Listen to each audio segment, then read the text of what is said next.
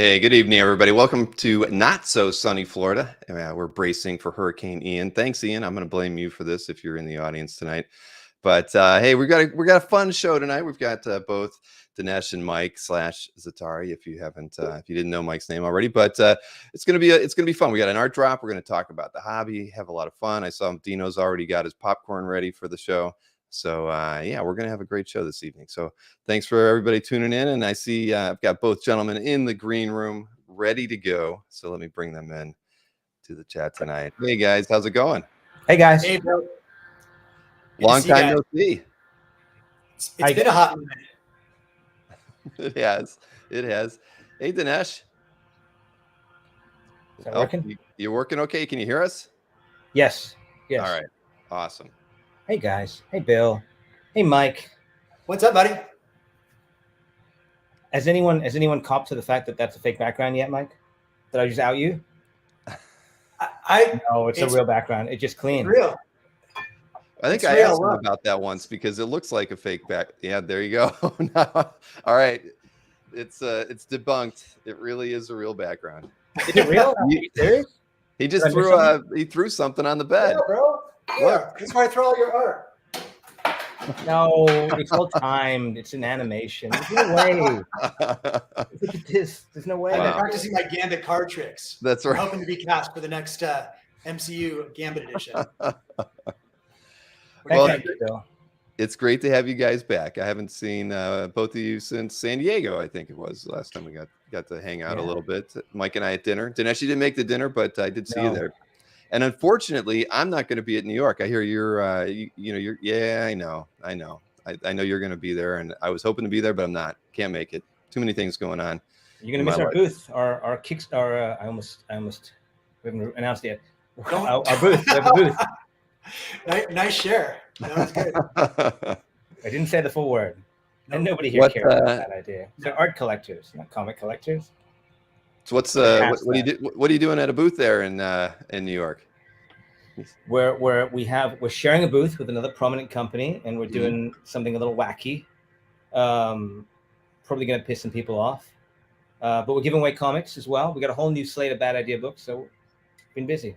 Which is why I have so much art, like Mike does, to share tonight, because who has time to upload it to CAF? As easy as you guys make it, still. Well, we could always make it easier, but I hear you. I haven't uploaded anything to my CAF Gallery in over a month, and I've probably gotten, 10 to a dozen pieces in the last 30 days too. So are you going to share with us tonight?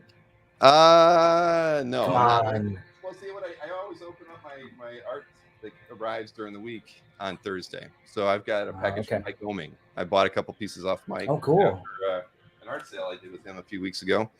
And it's cool because, he has art, he has art that he hasn't sold before. So I was able to, I said, hey, let's talk after the show. And I had a couple pieces that I was really interested in from stuff that he'd worked on in the past. And he had them. So it's the privilege of being able to work with the artists and pick up pieces that you like. No, I was thrilled. It was awesome. So I hope to have him on the show again soon so I can maybe come up with another list of things to buy from him. But yeah. I hear he's a great guy. I don't think I've met him, but I hear he's a great guy. He is very talented.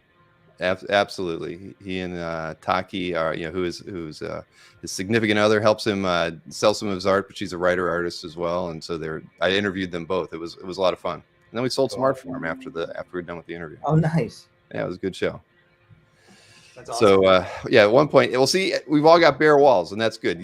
Usually, when I'm interviewing somebody, their walls have more art than mine. Now that I'm down here in Florida, because I haven't gotten to hang anything, but I look at you guys and I feel right at home. Good. Not in this office. This is not the spot for it. Mm-hmm. You've got something back there, Mike, next to the guitars. Is that art? Or painting? Yeah, it is. It's actually it's a Salvador Dali piece that was given to me. Oh, it's not real. Fancy. It's like a branching out here. What we were going to say. I wish. It's some long title. I can never remember. Rhinoceros and the Mark of the Unicorn. If you Google that, you'll find it. It's beautiful. But I'm surprised you remember that one. That sounds like a bar in England or something. Yeah. If you've ever been into Barcelona, I love Dali stuff. Like all of the modernist guys are all over that city, and Barcelona's awesome. So I love Dali. It's cool. Awesome. So how's the hobby been treating the both of you the last 4 or 5 months? It's So well. It's great. well, that's Wait, good. you didn't hear, Bill? There's a big crash here. You didn't. We're in the middle of a crash, right? Are people actually saying that? No one's saying that. Well, we've always had differing opinions. I mean, I've always felt like we're not going to have a crash. I mean, for various reasons. But some people feel like there's maybe going to be a pullback a little bit, like they've seen in comics. Comic prices have definitely taken a hit. Sports cards as well. Yeah, they're still up from a year ago, though. Right? They would be up from but maybe not their height. Some books are actually holding up and doing even better. Well, there you go. I've always just been of the opinion that if you buy a piece of art for $1,000, unless you're desperate, you're not going to sell it for $900. So you would rather wait for that piece to get the $1,000 or the $1,100 or the $1,200 that you really want. So as art collectors, we're not going to destroy the art market. I mean, whereas guys who deal in comics deal in volume, right? Yeah. We deal in something smaller, something that we're more passionate about, and so we're not willing to lose 20% on something that we bought. I mean, I'd rather hold on to something for 10 years and get my money back on it. So seeing a crash is harder to see maybe in our hobby or a downturn because just of that plain fact, right? I think that the only thing. Do you think we'll see a separation? I'm thinking about comics. Comics has taken a hit a little bit. I have paid attention to that, but I know that we've seen a separation from the lower tier stuff, mid tier stuff, and then the high tier stuff is really like if you look at. I know there was a Wolverine announcement today. If you look at Hulk 181. The 9.8, 9.6 distinction is it's crazy now. It's like $100,000 difference. Yeah. It's interesting to see the top tier stuff really take off. You think we'll see that in art as well? I don't see why not. I mean, I think for what I've seen, and I still do a lot of sales shows, right? Sometimes 2 or 3 a week. And I have seen lower volume on the, live sales that we would normally have had a year ago on artwork that's under $1,000. People are being more choosy. If there's a nice piece of art, it's typically going to sell and probably almost sell for what the seller wants, or very close to it.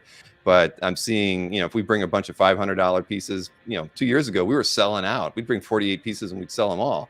But today we might only be selling 55-60% of those pieces on an average. And so do you think it's the lower end stuff that's then dropping? If the higher end stuff is going up, I don't think it's dropping. I think people are holding back more. They're not holding back. Okay. Yeah, they're just not thrill buying like they used to, which is probably good in its own way.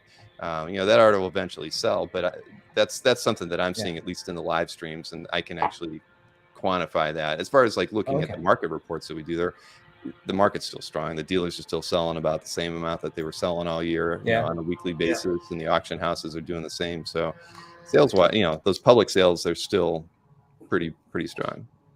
I don't know, Bill, too. Like I can say, at least for me, I've been saving up more for bigger pieces, and sort of consolidating and being a little bit more choosy about what I'm buying. Mm-hmm. It's not that I'm spending less. I'm probably actually spending more, but I'm being a little bit more particular about some of the pieces I'm grabbing and saving up for some of those really key marquee pieces that have been coming up. So, or that you can find, right? They don't all come up. You have to do a lot of digging. Well, but they're coming up now. I think if there is anything happening right now with the market, with comics dipping a little bit, with COVID either ending or entering kind of a later phase, it seems like bigger pieces are coming out, at least in the private deal making world. From what I've seen, I've been surprised to see some really nice pieces. I've picked up some really nice pieces, even in the last 8 days or so. Yeah. I always talk to Mike and get his advice, so he knows what I've been picking up. Just last 8 days, 16 days, some nice pieces have come up. Well, that's good. Well, it's good to be somebody in the know then too, right? I mean, you're aware. Very lucky. Yeah, I haven't heard of any big pieces, but everybody knows I'm not buying, so that's probably why they don't tell me about them. That's good. That's really good. We've got a couple for you tonight, Bill. I know. I got to make the slides tonight, so I saw a few doozies in there. That's great. I'm looking forward to showing off the pieces that you both brought. You both brought 10 pieces of art to show off this evening. Yeah. It's new pieces you have that you've not shown on CAF, at least in the recent days. So I was looking through the chat a little bit, making sure we didn't miss any. Yeah. A couple of things. Hulk 181 today with the Deadpool and Wolverine announcement. Awesome. That book is already breaking records in 9.8. I think what Dinesh said is, we used to see a multiple of about 2x from a 9.6 to a 9.8 in that book. And now we're seeing 4 to 5x, which is crazy. So that's that separation he's talking about. Like to see some familiar faces. Bailey, Justin, love you guys. Hey, Bailey. Hey, Justin. Yeah. David, nice. I'd love to see that artist edition. That sounds cool. Dinesh, you got a shout out in there for ASM 300. That's killer. Oh yeah, I see it. Oh, I haven't seen that book yet. Is it cool? God, I'm excited about that. I was gonna say, yeah, David Barr. I just mentioned that. Yeah, just purchased the McFarlane Spidey. I've been wanting to get that too. So yeah. I've heard it's awesome. Yep. And then Justin, in terms of deals, I've been doing. Hey, Fish. I've been doing more cash. Fish is here. Jesus Christ, that's my Bill, fault. Come on, I emailed him. Love it. We got to get Fish on one of these. Well, he told me in the fall he would be on a show. He said he had a very busy summer. I talked to we emailed in June because I thought maybe I could get him in during the summer. And he told me look back in the fall. And so Fish, look for an email from me in the next few weeks. Maybe we can get you on the show sometime. That would be fun. I want to get Fish on a panel at San Diego Comic-Con. Let's do it. Let's make it happen. That would be interesting. Well, he's always at New York, right? So he should easily be accessible there. But yeah, but you're not there, so who's going to moderate, Bill? If you're not going to moderate, who's going to moderate? I don't know. There's a few people who could probably handle moderating in my place. But Scott Harlan overrated. Nice. Got Wingo home. What he must be on his phone or something, or on his. I don't know what he's on. That's cool. Hey, Scott. Good to see you as always in the chat. Well, we can look at art. We can keep talking about the hobby. I do regret not being able to go to New York this year. I really wanted to go, but I felt like I'm going to do like one big show a year. So I think I'm going to alternate between San Diego and New York, at least for a while. Yeah, but I'm going to miss you at this show. I would have got you. We're doing picket signs. I was going to get you a picket sign. Yeah, you picket New York Comic Con for an hour, and I give you a comic book. You're gonna miss it. Oh, no. It's gonna be awesome. Oh man. Well, my house in Ohio actually went under contract like a week and a half ago, and the original close date was supposed to be beginning of November, but they moved it up to October 19th. Congrats. So it looks we have one other inspection to go through, but I can't see how it's not going to go get done. But I'm gonna have to fly back up to Ohio and do one last packing job and drive a U-Haul back here. So I think I'm going to be doing that, either probably flying back the weekend to New York and then driving home the following weekend. So yeah, just timing isn't good for me this year. Well, what are you going to do? Next year. Exactly. All right. So why don't we look at some art? I mean, I've got a great list of art here, and I'm excited to show off some of the pieces in there. Some stuff, I didn't, that I'm surprised to see you both own, and a few pieces that doesn't surprise me. But it's interesting when I looked over the slides. A lot of this artwork, not a lot of it, but say maybe a third of it we've seen recently because they've been on. They were very important pieces in auctions or whatever, and so I've kind of talked about them and some of the whether it was a heritage recap or maybe I was doing a heritage preview and we talked about it there. So there's some really exceptional pieces in this set that we're showing, and we're going to alternate between the both of you. So we're going to start off with a piece. That might hopefully that'll be fun for people, because I know there's a lot of conversation when a piece sells and it sells for a lot of money. Who bought it? Is it someone new? Is it someone established? So hopefully, I know Mike and I've talked about this. We've been meaning to put some of this stuff up, but again, time gets in the way. Yeah. But hopefully this will at least answer some of the questions. I don't know if they're good answers or bad answers. I know everyone's always hoping that crypto bros are going to come in and buy art. I honestly think it's a good thing that we can see that you own some of these, because like you said, there's always speculation that crypto guys are coming in and buying the artwork. I mean, Heritage started accepting crypto 18 months ago or whatever it was. So there's always been that fear that all of a sudden there's these new hobbyists, they're buying up the art and pushing up the prices, and it's not people who really are concerned or care about the hobby, or are already art collectors. It's these, so yeah, I agree. I mean, we're not gonna, you didn't buy every big piece that's out there, either of you, but we're gonna see where a few of them went. So that's good to see. And no, there's no art to claim tonight, Mr. Easy. It's not a claim. Show tonight. We're just showing off our. There's always more art to buy, so it's nice to have the funds. Exactly. Yep. Exactly. All right, well, let's see here. We're going to start off with you, Dinesh, and Sure. What are we starting first with? piece. Oh, Yes. Hawkman 4. Yes. I'm very excited about Love this. it. One of the pages from the first appearance of Zatanna. Am I saying it right? Zatanna? How do people say Yeah. it differently, right? Yes. How do you say it, Bill?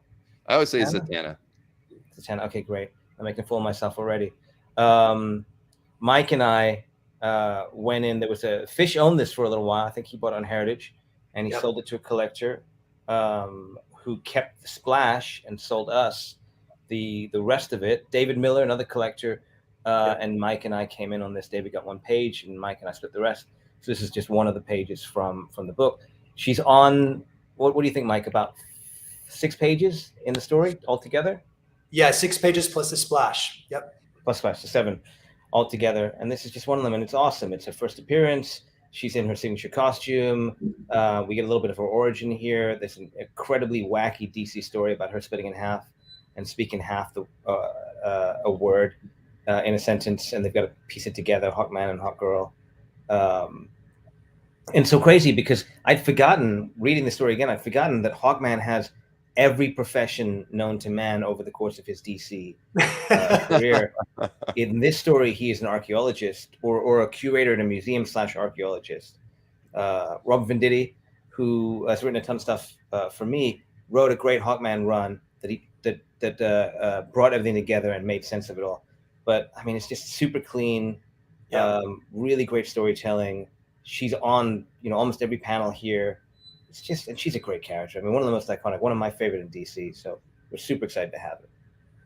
This is fun too, because we did this with Marvel Spotlight 5 as well, where we do a draft. Mm-hmm. And I always solicit feedback from all my buddies, let's rate these pages, because I've got to go up against Dinesh on my picks. And unanimously, this was everyone's favorite page of the ones that we got. And so just really, really cool. All the panels, I mean, just classic costume, great pickup. The drafts are really fun. Mike, as Mike said, we've done this a couple of times. There's a lot of talk about are there group buys that are happening. I think probably places like Rally that do the fractional ownership are coming in and buying maybe 1 or 2 things. I don't think as much as people think, but I don't know that group buys exist. I've been invited to groups several times, and I always say yes, because mostly I'm just excited to be involved in one. They never come together come time to buy or auction or whatever.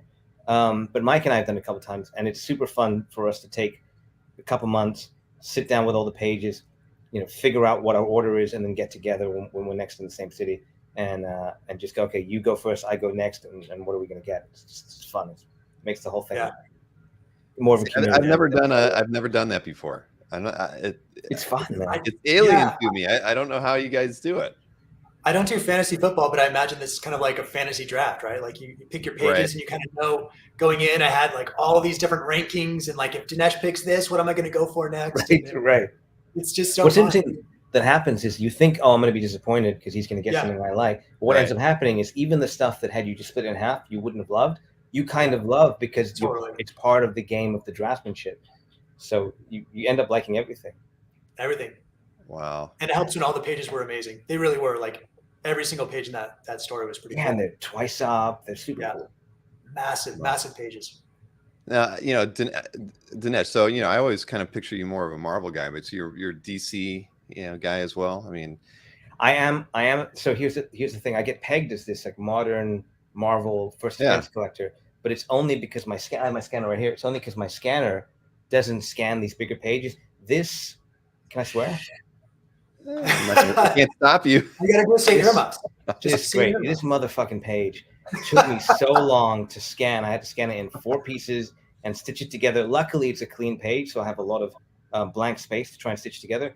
But I have a ton of Marvel and DC art that's twice up or larger, and I just will never post it because I can't scan it. It's too much work. Mm-hmm. No, I guess that makes sense. Dinesh, I just found this feature, and maybe I'm just like getting older now, but on your iPhone in the notes, you can scan a document right in your notes. Does it look good though? Does it scan? Yeah, all the scans matter for my iPhone. So I'm an idiot and I've been scanning it the wrong way. I mean, I don't know. I don't think I have a new enough iPhone to do that. I've never heard that before. Yeah. It's crazy, but it's in your notes section. You can actually just scan. But see, Bill, you could do one of these. You should do a short, like 5-10 minute video that's just a tutorial on some of this stuff. People need this stuff. We've talked about doing that. I need more time, man. I mean, more than anything. But we've actually talked about something I'd love to do is make an app just for adding art to CAF, because people use their phones so often that and use it for taking the photograph too, which of course most people don't like. But if you put editing tools into it, so you can crop it, crop out the whatever blanket you photographed it on top of, and color correct it, and then post it to CAF, I think that would make it, a very useful tool. Because then, heck, people could be posting art while they're at a con, right when they buy it from the dealer or the artist, and be, posting stuff as they buy it, versus taking it home, putting it in a portfolio, and not and then forgetting about it. So, if I could do anything, that would be my goal. Would be to, as much as we need an app for the overall site, the admin and adding art, would be a real benefit to the community if we could do that sometime. Look at these chats. Turbo scan, cam scanner. It's awesome. Cam scanner. Okay. Cam scanner is, that one's a very popular one on the phone. I've never used it, but for those who use the free version of it, it'll actually say, scanned by cam scanner on it. So it works. Great way to kick us off, man. That's a winner. I agree. So, Mike, we're going to switch over to you here and highlight this doozy of a page right here. Love this thing. Congrats, Mike. Yeah, Thank wow. you so much. Brand new. Literally just got this this week, and I'm very, very excited. I've been looking for an Amazing Spider-Man 194 page. I've tracked down a couple, but none of them quite grabbed me the way this one did. And I mean, this just had everything. 195 title splash, Black Cat's there, Spider-Man's just sitting on the ground. I really, really love this page. Incredible contrast, incredible artistry here. Thanks, Sean. Appreciate that. This is her second appearance, right? It's like a two-part story. Yeah, two-part story. Right, I remember this. The second part of that, sort of like Werewolf by Night 32 and 33. Yeah, same idea. Yeah. And the 9 lives has the Black Cat. That's not a stat. It looks like that's on the page. Correct. Yeah. I love that, man. That's so cool. Yeah. Keith Pollard, amazing. Just really, really cool. For as old as this is, it's 1979, I think. It's still looking pretty fresh. Dang. Mike, you can come check it out. I know. I'm sorry I missed your Ron Lim's booth too, but you're local. You can come over anytime. I'm gonna be crass here for a second. Is she the biggest Marvel character that hasn't appeared in the MCU yet in any incarnation? I can't think of a bigger character. There must be, but that does affect. You're buying this now. If she appears in the MCU, it'll go up probably a multiple. Yeah. Well, I always loved. It's a modern cover, but the J. Scott Campbell cover with her and Spider-Man. What is it, like 607? Yeah. Just epic, where she's wearing his costume. Ever since that moment, Black Cat always just stuck out to me. Just amazing. So, love this page. Love the pose. Everything I wanted in a Black Cat page. Yeah, Marcus is being coy. He says Wolverine hasn't been in an MCU film yet. He hasn't, but he will be soon. Yeah, that's true. So I'm looking forward to Marcus Way's first comment on this thing. Well, that's a good point, though. He makes a good point. So maybe I should be saying, is she the biggest character that has not appeared in live action yet? Or maybe Miles is. Miles, yeah, probably. Miles. Or in maybe some sort of movie. Yeah. It could be. I can't think of anybody else. Yeah, I agree with Ian. It'll be soon. I can't see how they keep her out for much longer. Yeah. Yep. Agreed. But yeah, this is this one was awesome. And when I saw it in the set that you sent me, I was like, wow, this is a nice page to see surface. And I'm glad that you were the one to pick it up. I've been after this page for a while, and finally able to move on it this past week. So very, very grateful. Well, no, that's a keeper right there. It really is, man. That's awesome. You got to warn me when you're coming back to us. I'll keep my eye on you when because I've got a little preview window down there. When you're eating, I'll maybe I should have like a warning bell or something like that. Yeah, a countdown would be nice. Yeah. Well, I actually discovered the other day that I can actually upload audio clips into this thing, and when we're doing the dueling dealers, Berkey always makes a baby sound when he shows off a birthday. And so I'm like, I'm going to beat him to it because I actually have, I mean, since we're talking about birth pages in here a little bit, where is that thing? Listen to this. Let's see if it actually works. I've never tried it live. Oh gosh, it's like nails on a chalkboard to me. Yeah, it might make you feel like you got to go change a diaper or something. What the heck is that thing? Oh, there it is. So it's all new to me, this whole thing. But give the sound. Are you gonna play it? I'm trying. Yeah, I'm trying to get to it. It's like it's buried in the menu here. Here we go. There you go. It's awesome, but it does not make birth pages any less awful a phrase. All right, well, I've got to find a baby screaming. You could end this, Bill. You have the power. You're a big figure in this hobby. You could start a whole movement to end the use of birth pages. I like it. Yeah. I listen to Jim Rome on Sports Talk Radio sometimes, and if someone self-glosses, like if they give themselves a nickname, he just instantly like cuts them off, kicks them out. You could do that. Someone says, BP, you're out of here. All right. I do like that idea. Yeah. Anthony Snyder's always trying to come up with unique names for like his tri-panel splashes and stuff like that. Whenever we're on the show, he's trying to find a funny way to market his stuff. And so, yeah, I could mute him with a baby cry or something. I'll come up with something. I like it. Like the Gong Show, right? Used to have. That's what I need. I need a gong. You do need a gong. That just shut him up, and then I mute his mic for 5 seconds. All right. I hope there's a birth page in our pages today because I want to point out the placenta panel. I don't think there is. Should stick. Maybe there is. Not? Maybe. All right. Well, let's take a look at the second one that you brought, Dinesh. Okay. Here we go. My one. Yeah, Tales of Suspense 39. Oh, dude. So excited about this. I know everyone's watching them. They're all on Heritage, but I'm excited nonetheless. I think there's 4 that have gone up so far. I think that I'm guessing there's more coming. Looks like the whole book minus the splash, but I'm surprised that everyone is they're going for a decent amount of money. Don't get me wrong, but it isn't the fervor that I thought it would be. I think everyone's thinking this. They'll wait for the next one. They'll wait for the next one. So I'm just going in there, going in early, getting my page, and getting out. Yep, smart. But here we go. Tales of Suspense 39, the first appearance book of Iron Man. He's on the page. He's doing Iron Man-y shit. There's an incredibly racist villain here. Nevertheless, Iron Man, multiple panels. So good. Yeah, no, I agree. And I think you were smart to go in early because the prices, I think, have continued. Every signature auction that another piece comes out, the prices keep going up. So, I wasn't in the hobby when X-Men 1 was broken up and sold in Heritage, but I've looked at. Thankfully, Heritage does a great job of keeping the sales prices up, so you can look at it like a repository of information. And I looked at how they're sold and then how some of them resold, and it just they're never going to go for less. So I figure go in early, pay whatever the market is, if I can afford it, and then I'm just sitting here, not having to worry about having to pay more later on if I want one. And it's Tales of Suspense 39. I mean, I'll take this over any grade of the book. I had a 9.4 of this book, and I have a 9.0 now.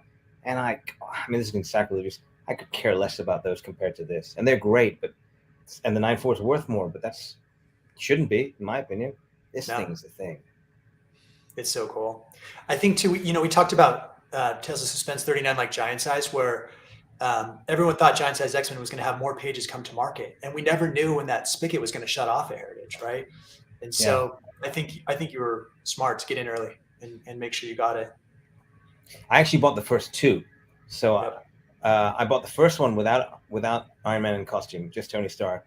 I didn't know if any more were coming. Everyone said there's more coming, but I don't want to miss out, so I got the first one, and then I got offered an insane trade on it, like 5 really great pages combined worth, I think, 1.5 times what I paid, plus 50% of the money I put down. So I was golden, couldn't say no. And I figured now I got to go for the second one. So I got the second one. I've stayed away because I have friends that are off to the rest of the pages, but I love them, and I love seeing them come up. I love watching the action on them. It's just so cool, man. This kind of stuff rarely comes out. I love that. Mark Fong saw in the bottom right panel too. So funny.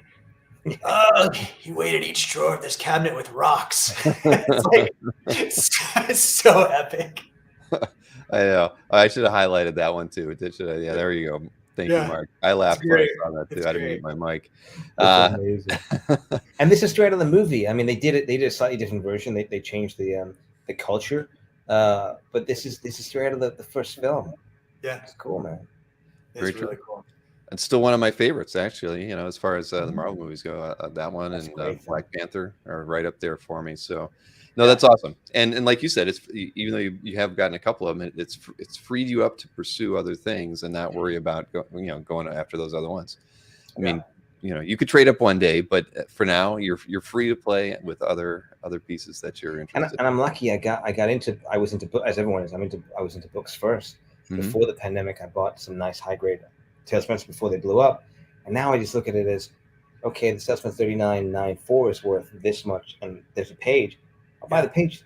If I want to, I'll sell the book, make more money to spend on art, and happily trade that up. I do not understand why we haven't seen that correction yet. Maybe it'll never come. Maybe I'm wrong, but it just doesn't feel like it makes sense. There's no version of any book that I would take over a page from that book, a good page. How many times have we talked about that? Just selling books to get into the original art of that exact book.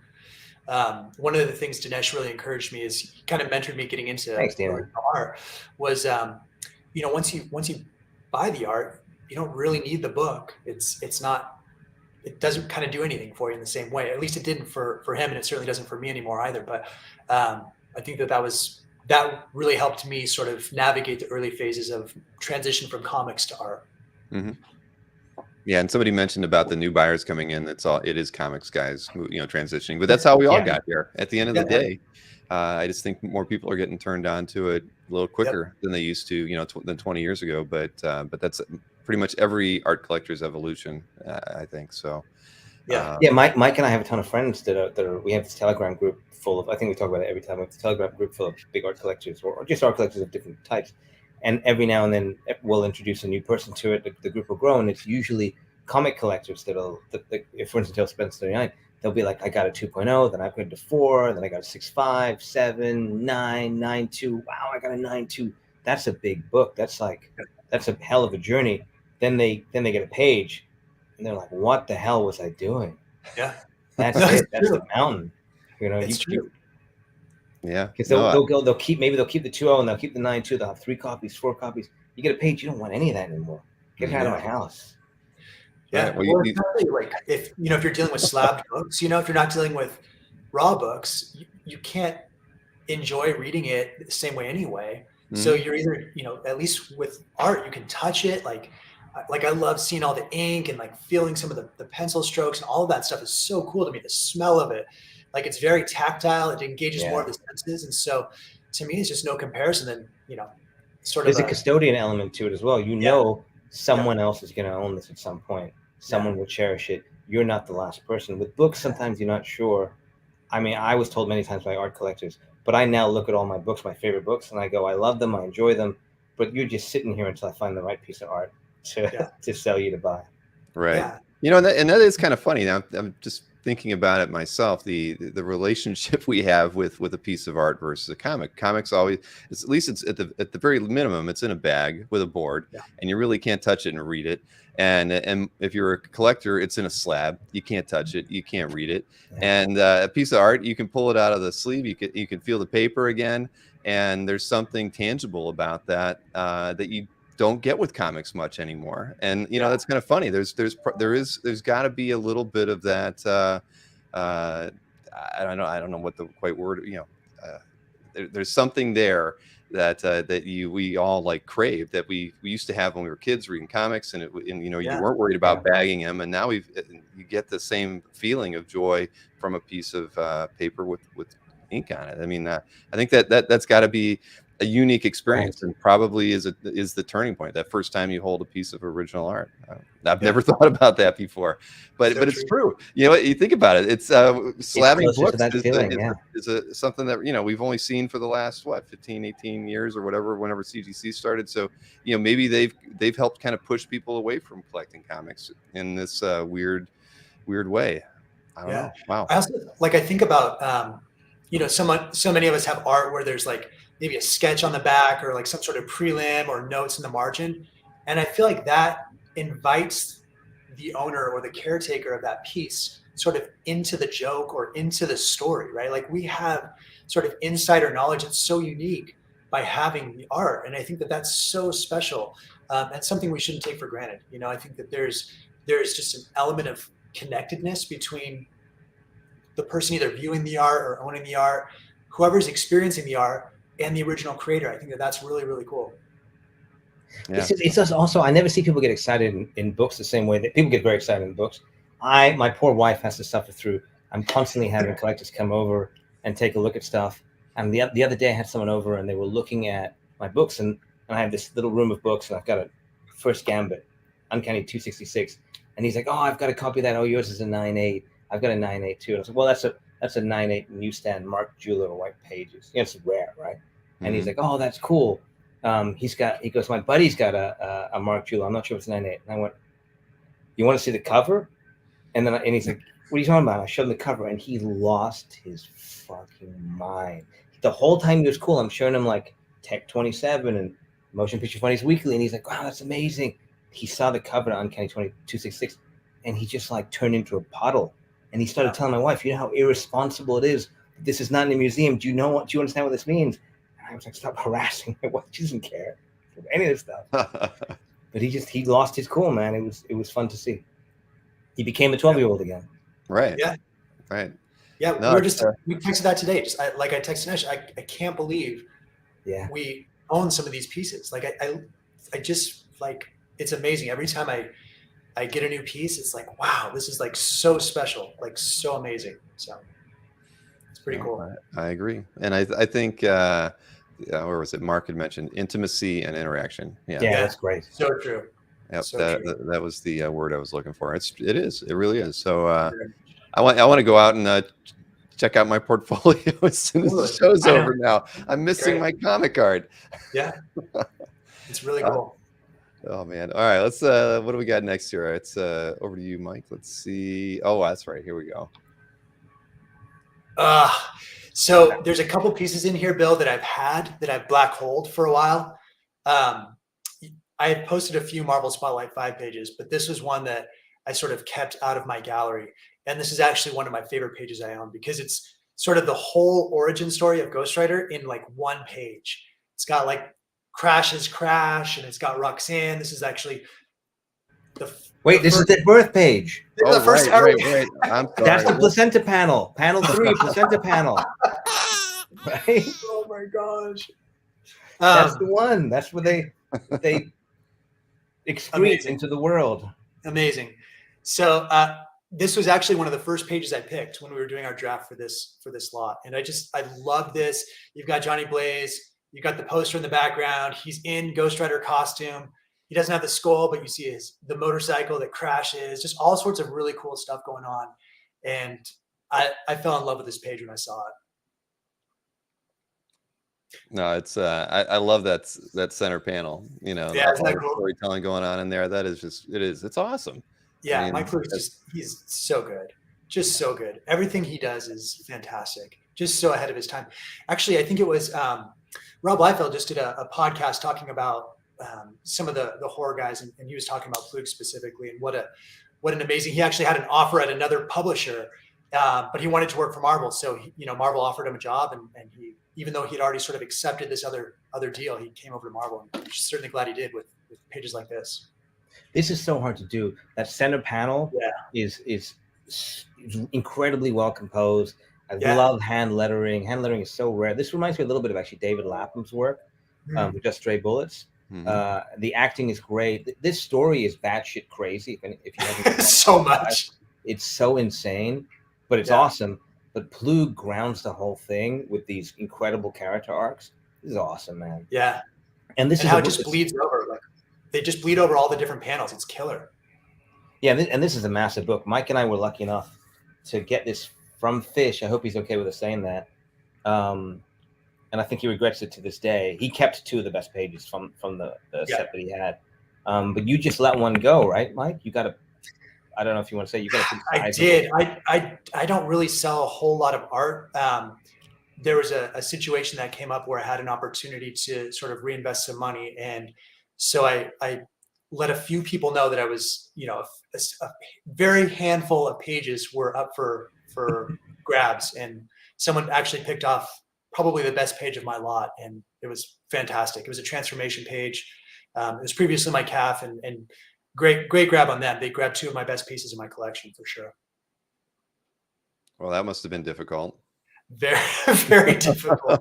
It was like as soon as I packed it up, I was like, I'm never going to get this back. Like that moment when you realize this is no longer mine. This is gone. And that's but you've got other pages. It was a very sizable amount of money, and you put it immediately into something else that was very cool, which is always I think always the way to go. If you let a page go, I feel like you should know exactly where you're going to put the money next. You're going to regret it. If it's sitting there as money, you're going to regret it. Yeah, and it did. It helped me buy the Black Cat page. Helped fund a few things that were really important to our family. So Fish, he hates us. Fish, thanks for Miles. Thanks for Ghost Rider. We love you, and we appreciate you. He's got the 2 best pages from that lot. Don't feel bad for Fish. I will gladly trade it back to you for that Hulk 180 page if you'd like. No problem. That's probably not going to happen. No. Good news for you, Fish, today with that announcement. You might not have seen. Fish, Hugh Jackman's coming back for Deadpool 3 with Ryan Reynolds. That's good for you. Okay, it's a big deal. It is. Yeah, we haven't seen him like 7 years in a Wolverine Can't movie. Wait. So God, they must have paid him so much money. So much money. Well, I mean, I read the articles you did. I mean, Deadpool's made what 780 million the first 2 films each. So you throw Hugh Jackman in there, and it's going to make $1 billion. It's going to. How can it not? To walk away with Logan, one of the best superhero films ever. Around that arc, he's old now. He's 50, 60 years old. I don't know how old he is. So he's got to get back in shape. They must have paid him so much money to come back and do it again. He would have been cool. This is really embarrassing. I'll tell you though, this side story. When I was trying to get in shape for like some big vacation we had, I was like, I'm going to do the Hugh Jackman Wolverine workout. And like, it was no more than like 2 times lifting that I completely tore my shoulder and I couldn't lift for like a year. Injured a lot. I was like, that guy is so intense. It's crazy. Yeah, I can't do it. Well, yeah, I'm not into working out. So if I'm going on vacation, I'm going as I am. But so you ended up injuring yourself. That's I thought it's a very common story. I thought I was still young, and I'm not. I'm not the same young guy that I used to be. Sorry, I'm watching the chat. They're funny. All right, what do we got from Dinesh next? Let's see. Here we go. Yes. Oh, banger, dude! I love it. Huge Quesada fan. Who's a free agent now and doing all sorts of amazing things for amazing people in comics. Some would say he's doing some great work for maybe the best publisher, the best unruly and experimental publisher in comics, perhaps yet to be announced. But a huge Quesada fan, and I remember this from when I was a kid. I love the veins, the Quesada abs, the spittle in the mouth. It's one of my favorite things. The ridiculous cable gun. I mean, that is the one that's covered by the logo is a massive gun. And I had an opportunity to trade something that I don't know if I was on the winning end or the losing end, but from a purely marketplace standpoint, it was a very famous artist doing a very famous character and a very famous cover that I traded away to get this. But I couldn't be happier. This is just tickles all my 90s kid bones. It's so every time I see this I smile. It's so awesome. Had you owned anything by Quesada before this? I hadn't. No, I'm such a huge fan, and I love especially his Valiant work. I did get offered years ago the entire X-Men Manowar Zero, the cover and all the interiors, for $18,000. This is like in 2004, and that was just. I mean, that might have been $18 million to me. I just couldn't get anywhere near it. And so I've been looking for the right Quesada piece, and the good ones so rarely come up, especially from this era. It's just, and Palmiotti's the inker, and he's such a great inker for Quesada. He doesn't do it anymore because he's a great writer in his own right, so he doesn't need to. It's exactly what I was hoping to get, something like this. Yeah, no, it's It's perfect from that era. I mean, it's everything you'd want out of an X-Men page from that time period. So yeah, it's killer. And you're right. The size of the gun in this drawing is ridiculous and huge, but it's everything that you would want. It's so good. Just It's 5 times bigger than Psylocke. Yeah, it's amazing. It's amazing. She could fit in the magazine. It's insane. He could shoot her out of a cannon. It's awesome. It's amazing. And what is Gambit doing? Gambit's just like, I don't know why would you make that? It's so cool. He's a hip thrust. It's a big hip thrust. It is a big hip thrust. Yeah, he doesn't even need to throw a card there. No. But wow. Dang, I mean, that's I love it. I love this thing. This is awesome. I really feel like Quesada's sort of in that next tier of artists that is just about to explode. You know, I think that when you look at, you saw Jim Lee and Liefeld and all of those guys are really starting to have their heyday right now. But I think that, you know, guys like Quesada and Jim Cheung, like, you know, a lot of those guys are right there on the cusp. I think their stuff is still accessible and, you know, somewhat affordable. Like I was looking at Quan's site at Quesada Pages and covers this last week, and he still has some great covers right now by Joe. But I think that that's probably a limited time that we're going to see that. I think that window's going to close pretty quickly. Yeah, it makes sense, right? We've seen McFarlane overseas, Jim Lee, Rob Liefeld, Silvestri starting to blow up. Yep. So late 80s, early 90s. You know, right? Chronologically, the next group of mid-90s. people, Quesada was leading that pack. Makes sense. 100%. Gosh, his work on like sort of Azrael, all that stuff was just epic. Exo Manowar Zero. Oh, love that cover. No, I totally agree. And you know, and he's, like you said, he's making a career change and everything right now. This is, I would say this is an interesting time for the Quesada market for sure. You know, especially once we see what he decides his next few projects will be. I mean, I'm curious. I mean, I'm sure everybody's very curious to see what he's going to work on. I know only because I happen to do business with him, and it's awesome. I mean, so cool. I can't wait till they announce it. Will they announce it in New York, or are they gonna? Is it something that's too far? You know what? Right, so it's there. It's there. I mean, I don't want to. It's. I would hate to step on anything. Marcus Way is rightly mentioning the Ninjak. I forgot that the Ninjak 1 cover sold for $66,000, which is a record for a Valiant cover. And that was Quesada. Yep. So then maybe that is a sign that Quesada or Valiant, probably more likely Quesada, is starting to take off.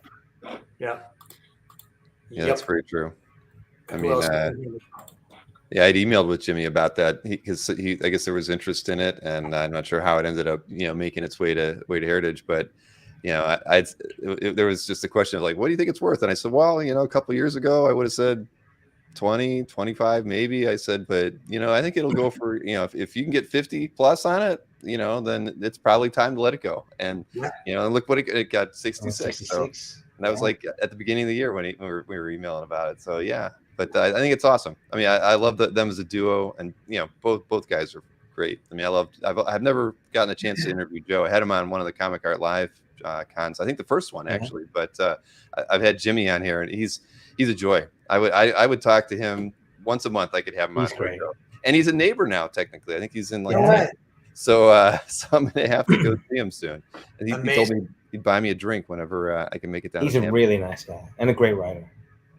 You should try Quesada now. I don't know, but I feel like it's a good time. He's a free agent. He's probably got stuff he wants to promote at some point. Yep, that's not a bad idea. I think I still have his email. I could try. Yeah, or hit up Quan. Quan can put you in touch. Oh, that's true. Yeah. I'm sure. Quan and I, you know, we're like this. So. Yeah. I'm sure it's joe@quesada.com or something. Just try it, right? It's got to work. Probably going to work. Black Viper of Dorne, you should hit up Quan as well. He's got a lot of really good Quesada covers right now that are pretty nice. Yep, very, very true. All right, let's see. What do we got next here? Over to you, Mike, for this third piece of art from Spider-Man 2099. So I realized, Bill, I did load this to CAF, but I wanted to just do a plug for you because I got this on the last CAF Live event that we did. And I felt like this is an issue that I have been after for so long, Spider-Man 2099 #1. And so I'm constantly sort of putting out like, hey, if anyone has pages from this issue, Rick Leonardi, I want these pages. This book was so nostalgic for me. I love this. And so one showed up on CAF Live, and I just jumped on it. I was within seconds of that thing going live. I was emailing. I think poor seller man, again, just apologies because I hounded him every single way I could contact him. I contacted him, but just amazing. This is Miguel's sort of transformation. He's in the machine. He's about to get zapped and get all his superpowers. But I love this book. And so, obviously Spider-Man 2099 is going to be showing up in the Spider-Verse movies coming up, and can't wait. I love his character. One of the coolest costumes I've ever seen. So if you have pages, definitely send them my way. They're rare, right? I mean, yeah. A lot of people, myself included, have been looking for pages from this book. Yeah. And they so rarely come up. I have to imagine the artist, inker, or whatever has a lot of them, or there's just one collector that got them early and is just sitting on them. Yeah. They very rarely come up. I've tried everything I can think of, and they, I think there's some out there in the wild. I've seen a few on CAF, and they're just, no one wants to sell them. I get it, but I love the inking on this issue, because there's like that harsh, hard light that you see throughout the issue. You see it here in two panels, really, really nice. Panel 3 and panel 5. Yep. Really nice. It's such a specific look for this character in this book. It's really cool when they do that. Yeah, it really is. So certainly thank you, Bill, for CAF Live. It's been a really neat event, and something I look forward to every year. As do I. I'm telling you, we've got some new programming we hope to have introduced in this one as well. So some beta testing, some new features we've been wanting to do for a while based on user feedback. So I love it. Fingers crossed that all the stars align and we get it in there. But it might resolve your problem of having to contact the seller 5 different ways in hopes of securing that piece. So we're trying to work through some things, but we'll see. Can't make any announcements yet or promises, but all right. I'm cracking the whip on my wife, making her do the programming. So as much as I can while we're in the middle of a move. You can imagine how it's a delicate crack when I do it, because I don't want her to kill me. All right, let's see. I'm looking at the comments. Anthony, you get the birth ban. The baby ban. Birth ban. I love that. The birth ban. Baby ban. Oh man. Let's see here. Next up. See, now this is a page stop. I talked about this one too. Unreal. Did you? Yeah. What did you say? I missed that episode. This was in one of the recaps, I believe. No, we were all impressed with the we thought what idiot paid the price was good. No, we didn't say what idiot. Maybe Albert might have said what dummy paid blah for this, but he says that about every page that he doesn't get to own. He does. But no, I mean, it's I mean, come on, it's from Avengers 1. It's the second page. I mean, it's so it's a bit of history in and of itself, and even without the heroes on it, it's still it's gorgeous. I mean, who wouldn't want to be able to own any page from this book? And this one, I think, is you get Asgard in there. I mean, my God, I mean, it's I love it. I mean, so yeah, and you got Hulk. I mean, I always keep forgetting he's on that last. Yeah, Hulk's there. You get Dr. Donald Blake on there. You've got the Rainbow Bridge, Asgard, Loki. I remember when this came up, I was very excited because everyone was saying, this isn't a great Avengers 1 page. You won Avengers 1 page with the team. And I was like, you're all idiots. I'm going to go buy this. Avengers 1 pages so rarely come up. There's not that many of them. Yep. This is page 2 in the book. So it's early in the story. I'm excited. I got it for less than I thought I would have to. It's actually got a pretty nice Stan Lee placement for signature. Dick Akers is there. Jack Kirby's there. It's Avengers 1. Again, I'll take this over any version of the book. So now I'm good. I don't ever need to buy an Avengers 1 ever again. Well, you never say never. You might want to upgrade one day, but I agree. I mean, right now you feel upgrade the page. You mean? Yes. Yeah, absolutely. Yeah, but you're satisfied. I mean, at this point, I mean, I feel pretty darn happy with this page. I mean, again, it's all about owning a piece of history. In some cases, it doesn't matter if it's the best splash page in the book or it's a talking head page or whatever. I mean, just the fact that you can own something that has this much historical significance to our hobby. I mean, man, I'd be pretty darn happy with this page. Dinesh, did you realize Loki's in every page? He's like stalking people. It's hilarious. You're right. You know what? You're right. It's his eyes, aren't they? Eyes, like so creepy. Look at this dude. It's great, man.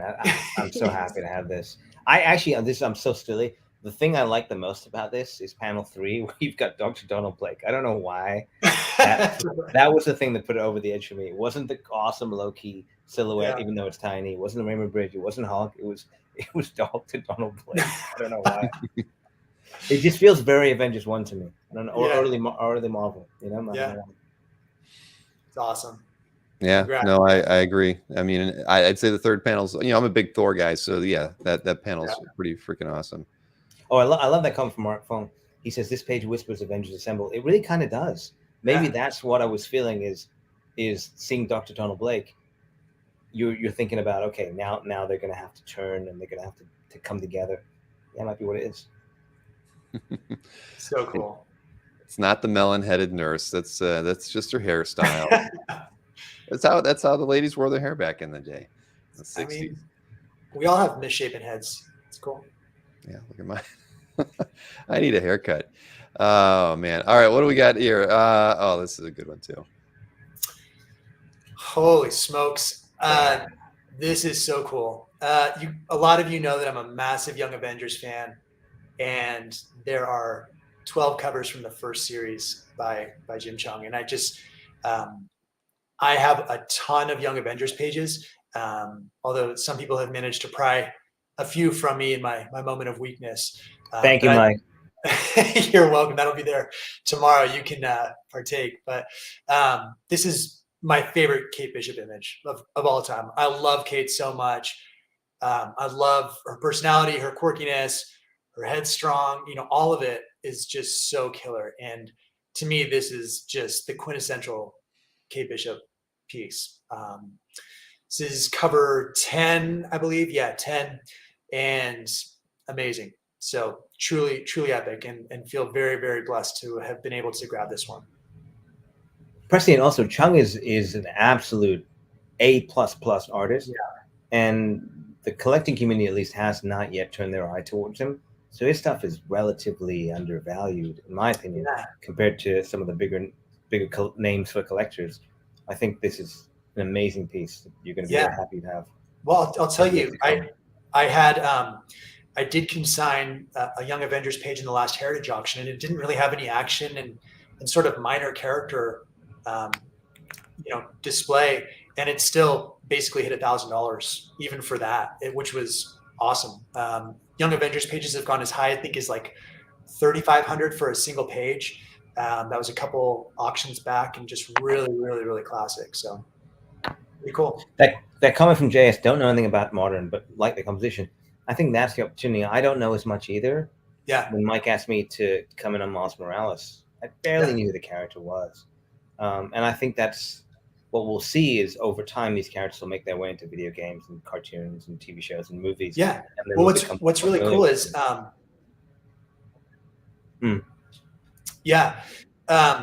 if you look at this cover, actually, so Patriot there on the left was actually in the Captain America or the Falcon and Winter Soldier series. He makes a sort of a behind the scenes cameo. He's in there. Stature in the very back left is Ant-Man's daughter, Cassie. She's been in several Ant-Man movies. So you've seen her, you just don't know her. You see Wiccan over there to the right of Kate, or to her left. That's Scarlet Witch's son. And then you have Vision in the back. Hulkling is the only one that we haven't seen so far. I would assume we're probably going to see him in Secret Invasion coming up. So all of these characters have sort of been in the MCU right under our noses, but no one really saw it unless you were paying attention. Yeah, and eventually they're gonna keep mining all the stuff. Eventually they'll do the story. Sure. We'll all fall in love with it. There'll be an emotional connection. Then we'll go back and say, like, oh, I get what this is. That happens to me a lot. Mm-hmm. There's stories I don't really know that I see the movies for, and I was like, okay, now I know who Gore is. Yeah. This series and then the Avengers Children Crusade both featured a lot of these characters, and both fantastic. They're definitely worth picking up back issues of. Oh, JS is Jason. So okay. Hey, Jason, how are you? Someone said earlier, do Dinesh and Mike bid against their friends to coordinate the auctions? We do both. It depends. We try and be cool and coordinate, but sometimes everyone wants something and it's a free for all. Yeah. Right. But we're open about that. Like we're open book. We share that with each other, and it's not a secret. We just, I'm going to go hard on this, and me too. Yeah. Yeah. We talk about it. We try to be cool, but been that also everyone has a point of view of there's always more art. So if one becomes a competitive situation, everyone's excited. Great. Whoever wins, and there'll be something else. Yeah. Exactly. I mean, but in any collectible niche, that there's, if you're friends, you don't want to always bid against your friends, but sometimes you have to.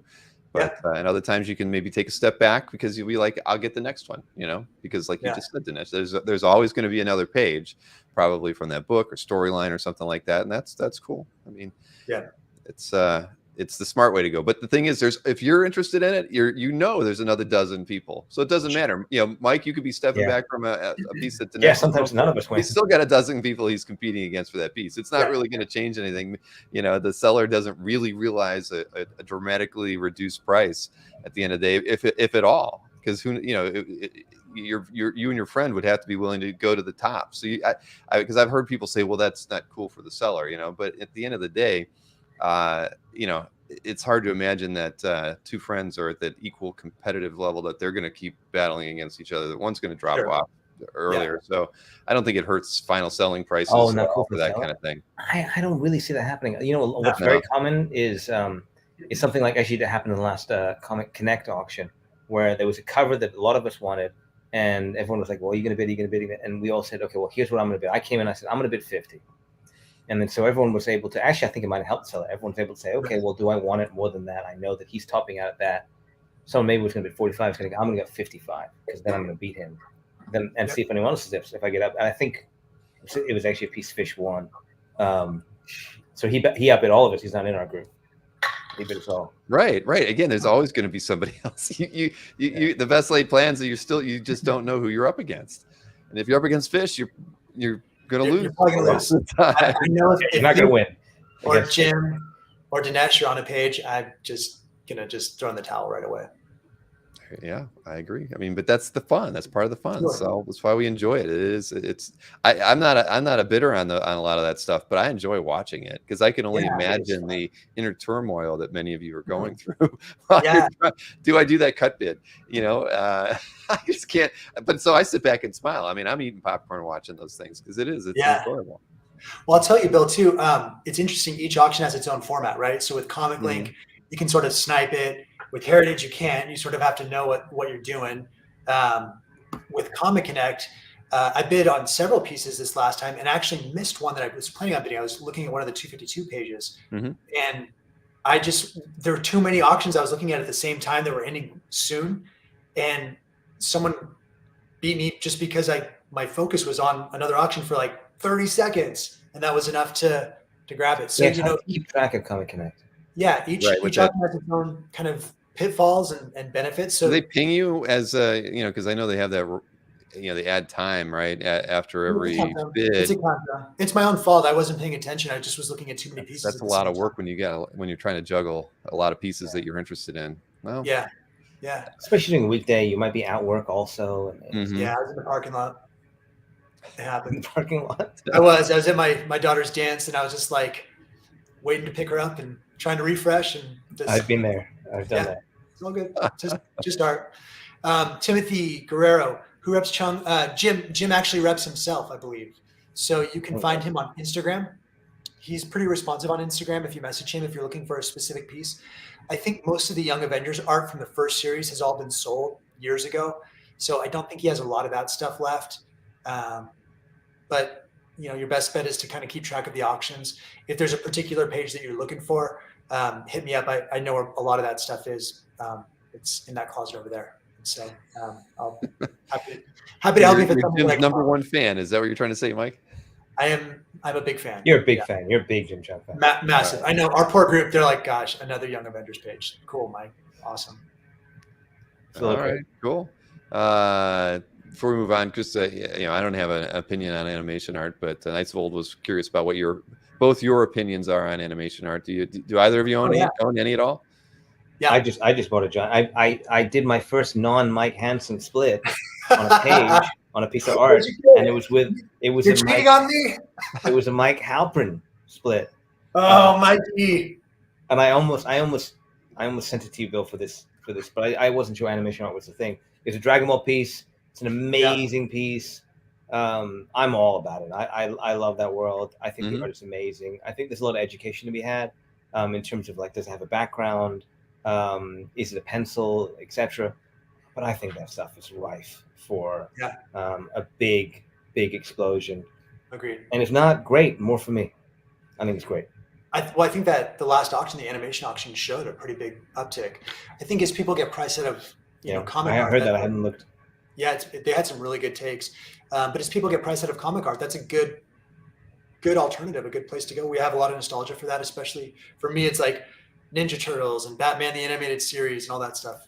Someone asked if I bought a piece this week. I don't know if you can see it. This is a cell.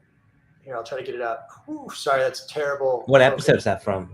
That's Joker's Favor. This is actually the first Harley Quinn. That's from Joker's Favor, the first episode? Yeah. So that's their first appearance, basically. It predates Batman Adventures 12 by over a year. So when you think about first that's awesome. part of Harley, that's about as early as you're going to get. Yeah, it's funny. Heritage gives me a lot of their market data. They don't give me any of their animation art data. I've always been meaning to go back to them to get it because I'm always curious too. I don't get to see the end results on that stuff. It's a market I don't follow too closely, but I have a few cells. I've got a few X-Men cells. I've got 4 or 5 Ninja Turtle cells I got off of Albert a long time ago that have Eastman sketches on them. Love it.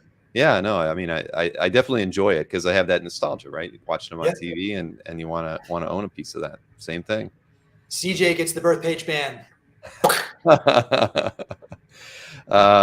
Let's see here. Where are we at? Oh, we're on the 5th piece here for Dinesh. Okay, halfway mark. Gosh, oh my goodness. Speaking of things I've been on a car park, I was at South Carolina Comic Con where we were Bad Idea Donuts during the Bad Ideas Over phase, and we were selling donuts, which were just Krispy Kreme, and we charged $20 a piece. I can't believe people bought them. It was hilarious. People thought they were the best donuts they'd ever had, and it's just Krispy Kreme. And I was in the car park, and I was bidding on this thing, and I was trying to be cool because I had employees there, and I had a couple of creators there, and I was trying not to be the guy that spends a couple $100,000 in the car park and then comes back in, and it's like, everyone get to work, sell me these donuts. And then Rich Johnson, Leading Cool, posted an article about an hour later outing me. And I spent too much money here. I think Jason Silvestri, who's in the chat, was one of the bidders underneath me, who helped bid me up. But Doomsday art, it's so rare. It never comes up. It's such a massive piece of maybe the most eyeballs we've had in comics. It's my sweet spot growing up. This is the biggest selling trade of all time. I read the shit out of my many, many copies that I bought over the years. Yeah. And I'm never getting anywhere near a page of art that has Superman post Doomsday or in that fight. They're all in the hands of one collector who's got way too much money. This is the closest I felt I could come. And I've got a lot of Doomsday art. I've got the cover of Man of Steel 18. I've got pages from throughout the run. But to have something, that epitomizes Death of Superman, I had to go to the mat. So probably cool. Foolishly. No, man, I'm so glad you got this. So I'm excited. Yeah, it's stunning. Yeah. Wow. I mean, we talked about this one as well, and again, it's just such an iconic image. The Superman's cape in the background as a flag. I mean, it's just it's stunning. I mean, you guys talked about this? Yeah, the flag is such a smart visual. It is. As a kid, I never realized, but growing up, I'm looking at it and making comics myself. It's the kind of thing I would be so excited if an artist turned into me. It's just such a smart visual component to adjust an icon we've seen for decades, DC. So great. It's funny. This is a total Mandela effect for me. I thought for sure this was in the original book, even though I know it was the trade paperback cover. And I just was convinced when I saw this. No, everyone's wrong on this. It was in the original, and it was just total Mandela effect. And I got to buy it from the artist, which is nice. He was the one that consigned it. Mm-hmm. I'm enjoying seeing all the comments in the chat. Okay, maybe I'm not an idiot. Maybe this does mean a lot to a lot of people.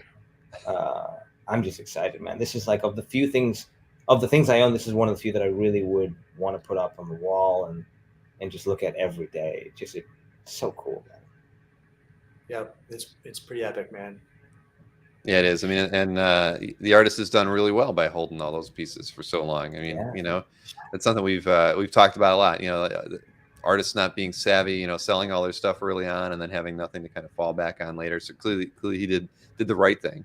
And I think there's more and more artists like that Yep. you know, they just sit on their stuff. Like with Mike Oeming. I mean, I wouldn't have guessed that he had art that, you know. Niven just announced that he wasn't selling any more art, right? Mm-hmm. Yeah, exactly. I think it's wise. It's a real wise decision for the artist. That's why, like Sean Gordon Murphy, when we did an interview with him about 8 or 9 months ago, he said that they kind of have a plan, he and his rep, where they take a quarter of the art effectively and set it aside. They're like, I'm going to sell this, but I'm going to save this for later. You know, that's my retirement. Yourself. Yeah, retirement, exactly. So very smart. Tried more. He really doesn't like to sell his art at all. Mm-hmm. So, you know, people who are after Trad more art, that's kind of what's out there, is probably the majority of what you're going to see. Alberto Gonzalez, Superman dies. Thanks for the spoiler, people. Don't worry, Alberto. He comes back. You're fine. But it's 4 guys. He goes back as 4 guys. Like burgers and fries? Oh, that's 5 guys. It's the dumbest. The thing about it is the dumbest story that anyone has ever told in comics is that Superman. But it's also amazing. I didn't realize as a kid, every issue, you guys probably know, it's probably mundane, every issue changes the composition. So the second last issue is 2 panels per page. The last issue is a splash page. The third last issue is 3 panels per page. So there's this like, Hollywood storytelling, this like enlargement of the storytelling that happens as you're reading the story, and you don't need it subconscious. It's very, very, very smart. Agreed. Yeah. Steve's right. It's right. It's one of those pages you can't believe someone owns. It's crazy. Yep. We talk about it all the time. Congratulations. To be in a museum. Yeah. You won a beauty right there. Okay. I mean, that's a piece of history. I mean, it really, really is. I mean, I'm envious. And Great, I'm not a Superman fan. Even you're envious. Until right now, I thought I was being an idiot and spent too much money. No, you did really well. Tell me. Everyone validated me. Everyone in chat. Everyone on my YouTube everyone on the internet loves me. They thought I was smart. Why can't you think I'm smart? Do you ever get nervous making a purchase like that, Dinesh? Thinking, "Am I an idiot?" You know, every time. If I didn't have my collection and I was just a friend of someone that had this collection, I'd be like, "You're gonna make so much money. You're gonna be in museums. This is amazing. You're a custodian." Being the person, you're like, "I'm an idiot. What am I doing? My kids aren't going to go to school. What's going to happen?" Mm-hmm. Which is why I'm Mike's same way. I don't worry about, I know it's uncouth, talking about what the money is, what the ultimate plan is. At these dollar amounts, I personally feel if you're not thinking about that component, you're either an idiot or you're a liar.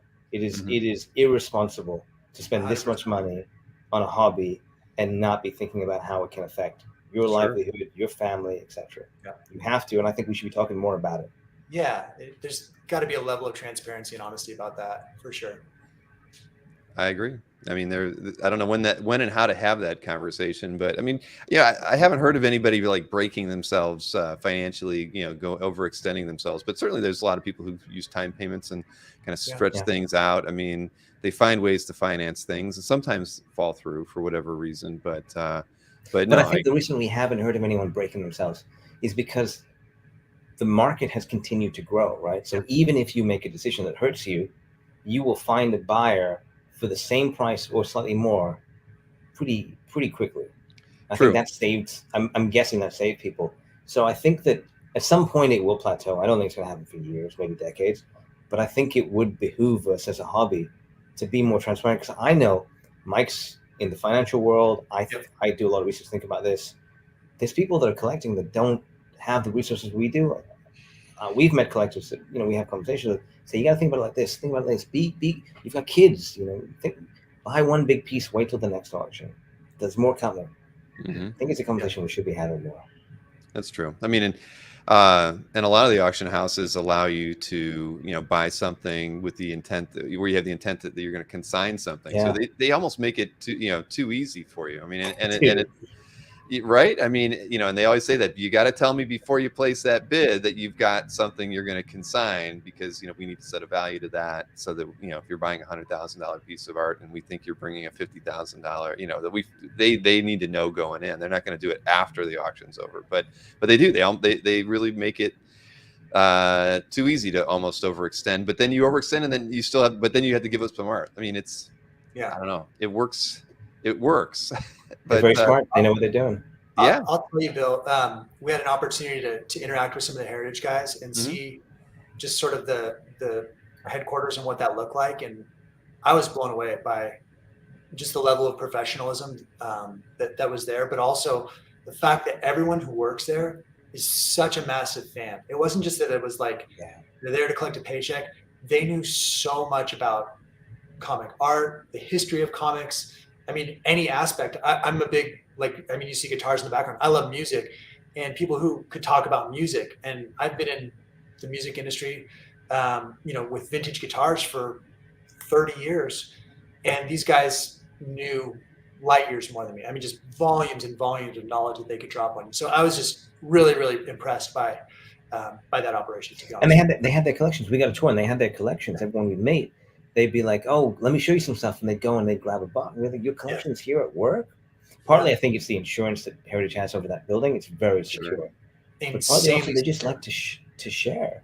They're all fans. It was really interesting to see. It was cool. Well, I like they have that mailing that they do for some of the signature auctions and some of their animation auctions where they do their picks, their favorite pieces in it. I think that's it's a good thing that they do, because it gives you a little insight into the people that you're working with, what their likes are, and as a marketing tool. I mean, again, Heritage does a really great job, and while I don't know, I've spoken to a few of their guys before, but you learn a lot about them just because of the mailings and stuff that they do. So fantastic folks.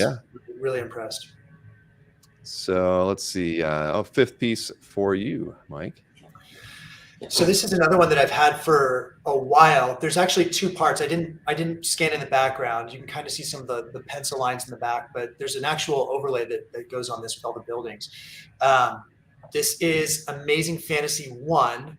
So this is the first appearance of Anya Corazon, who becomes Spider-Girl. It's by Mark Brooks. Love Mark Brooks stuff. This is just a cool cover that I fell in love with. And this whole Amazing Fantasy, I think I showed Amazing Fantasy 15 on another CAF Live we had done with the first appearance of Amadeus Cho, Totally Awesome Hulk. And so this series is just full of these characters. Dinesh mentioned Marvel mining more and more characters in their library of characters. This is a great example. There's a lot of rumors she might be in Madam Web, that movie coming up. I wouldn't be shocked. She's a great character. My kiddos love her. And so just fun, kind of spunky.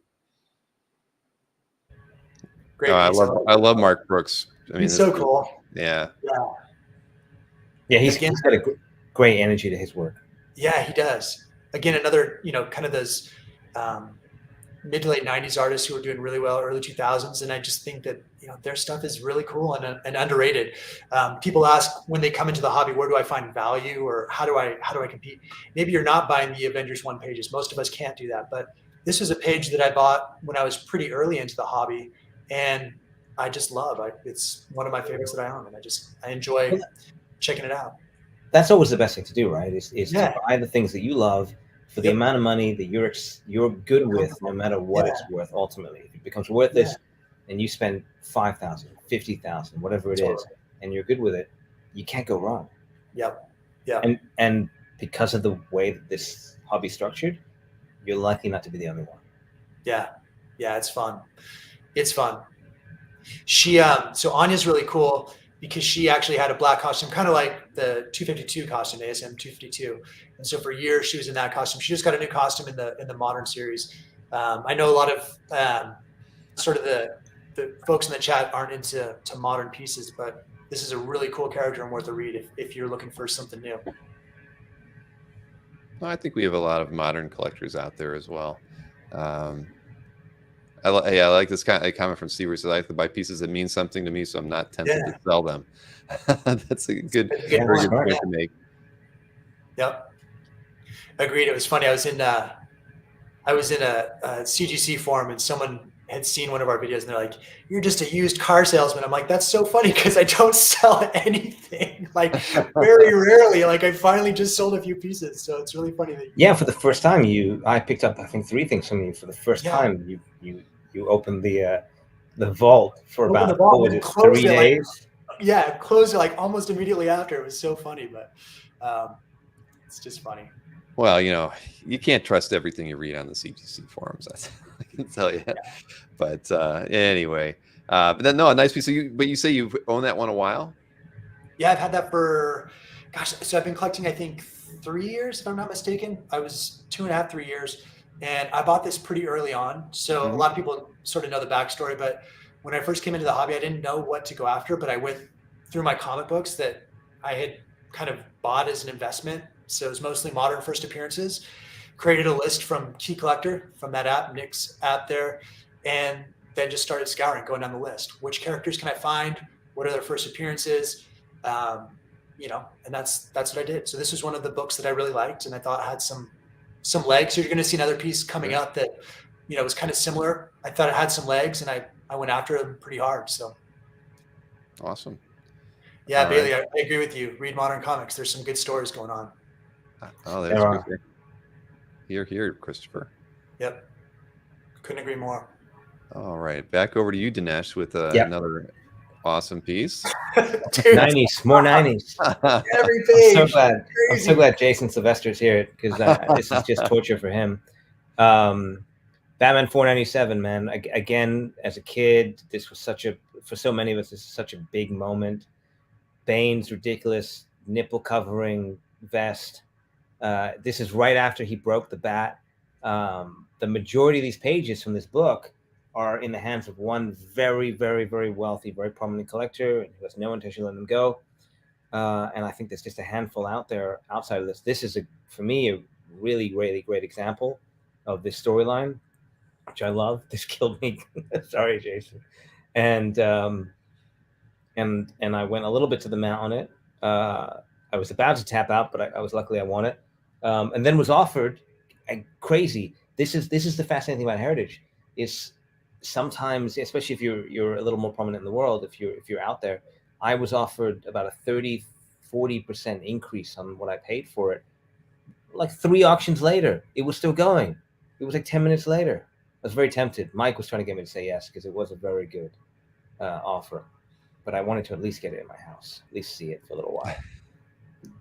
Well, I don't blame you. I mean, breaking the bat. Yeah, I mean, this is a piece of history right here. I mean, we say some of the art belongs in a museum, but this is definitely one that should be hanging in a museum. I mean, it's just one of the more pivotal moments in all of comics, as far as I'm concerned. And wow, I'm blown away by it. I can't believe you own it. Yeah, I think that it will be in a museum, honestly, at some point. Like, I just think that we're seeing more prominence of original comic book art. Obviously the Spider-Man Museum in San Diego has done really well. Mm-hmm. And so I think that, it's just a matter of time. Bill, did you go to Spider-Man when you were down there? I did not. I was only there 3 days. I couldn't get to it. So I wish I could have. I would have liked to have seen that. It was they did a great job. They did an amazing job with that. Yeah, shout out to Patrick. I hope they do more like that. Yeah. Patrick did a great job. And Ben. Yeah, Ben. The guys from Europe who did the sound. I mean, it was amazing as you moved through the exhibit. The soundtrack changed, and it was all original. I mean, fantastic. Really, really amazing. We got to meet the guy that did the sound. I got him to send me the did soundtrack. You get it? I did. I haven't sent you. I'll send you. And I literally every day work with this as my work background soundtrack. It's awesome. It is really, really good. They should actually put that on like Spotify or. I think they're gonna release a vinyl. Yeah, they should. Wow. It was epic, Bill. You'll dig it. It just feels like you're in a Spider-Man comic book. They did an amazing. You got to send me a copy of it, Dinesh. I mean, include when you pass it. I will. I'd like to hear it. I mean, I'm mad that I didn't get to go, but I think they worked with the same people who designed the layout for the Marvel exhibit too, right? Yes, they did. They did, but I think they did a better job in San Diego. Really? Yeah. It's almost the same size. It was meant to be much smaller, but it's about 90% the same size. Mm-hmm. And it's just the way they've designed it, the story that they tell. It's just amazing. And for me, the best piece that they had wasn't even a piece of art. they had a typewritten script from Stan Lee. So cool. For a book, and it's after the art's being drawn. So it's proof that he does his Stan Lee scriptman style explanation of the story, and then Jack Kirby or Steve Ditko. I think this place in this example was Romita Sr. went and drew it, and then Stan came in and wrote the dialogue and gave art direction to the letterer and production team, and you really get to see his hands and how involved he was in a process that is completely unique to him and unusual in our medium. But I haven't seen proof of his involvement post art before. It was really cool to see. Yeah. No, very. I agree. I did hear about that actually. That was out there. I think I might have seen it too, maybe when Ben got it. Yeah. But yeah, no. But so Ben's done a great job for the hobby. Chuck Costas has helped with that. Patrick as well. Yeah. I mean, they're helping bring the raise awareness of the art, and the creativity in comics. I mean, through the Marvel exhibit and through the Spider-Man exhibit. So, I mean, we're in a great time really for the hobby and for comics in general. I mean, it's amazing, and it probably wouldn't have happened if it wasn't for all the movies, right? And at the end of the day, comics would still be obscure fandom, without those. I mean, it wasn't obscure, for all of us who were in it, of course, but we wouldn't get these exhibitions like we're seeing. So no, it's good, and it's packed. Mike and I shouldn't be saying this. Mike and I donated a couple pieces. We donated the Miles Morales cover, Ultimate Fallout 4 cover. And we were like, "This is awesome. It's in a museum. That's kind of fun. But who's going to go see this thing? It's going to be barren." And I've been down 3 times now, and each time it is packed, and each time there's kids that are dressed up as Miles Morales, and it's like a full family day, and there's hundreds of people walking around. I mean, today there's probably hundreds of people walking around looking at all this art, learning about Spider-Man. They've done an amazing job promoting comics as a medium. Yeah, I agree, and we need more of it. We need a lot more of it. Agreed. But it's nice to see. There's a lot of in the States we haven't seen it, but there are a lot of galleries in Europe that promote the arts movement, which it's always been big over there. I mean, I'd like to see that eventually make its way over here. But we're getting comic art cons. We're getting Bashara doing his West Coast shows. I think the Lucas Museum. The Lucas Museum. Yeah, that's going to be huge. Game changer. Yeah. I'll make a special trip for that. I can't wait to do that. I live down the street. We'll hang out. Really? Oh, okay. Yeah. Cool. All right. I'll be there. I mean, I've been waiting for that for years. So, Bill, a coworker of mine's husband is doing the construction on that. Oh yeah. And she said it's absolutely epic. I mean, truly, truly insane. I cannot wait. That's going to be just the best kind of jumpstart for our hobby, I think. Seeing pop culture in that light is pretty cool. Well, I can't wait. Let's switch over to this one here for you, Mike. So I mentioned a couple comics that I was really, really into when I first got into the hobby. That I had, I loved. So Amazing Fantasy 1, Bloodstone 1 was a big one. I was really trying to put this book together. The pages are sort of all over the place at this point, but I do have several pages from this issue. I love Elsa Bloodstone. She was sort of like a Buffy the Vampire Slayer-esque, monster hunter. And then, certainly, everyone saw D23, the Werewolf by Night trailer, and there she is front and center. And the reviews just came in. I think they did a sort of surprise screening on Sunday night, and everyone is touting it as the best Disney Plus content that's ever come out. So October 7th. Oh yeah. The reviews are off the charts. I mean, it looks cool. Looks very cool. It's gory. It's scary. It's kind of all the things that you wouldn't sort of expect from the MCU. I guess maybe we do now with Deadpool being R-rated, but this is going to be fun. If you like old school horror and monster movies, this is going to be amazing. So October 7th, this show comes out and it should be amazing. Well, I'm looking forward to that. That's now wait a minute. Who's the?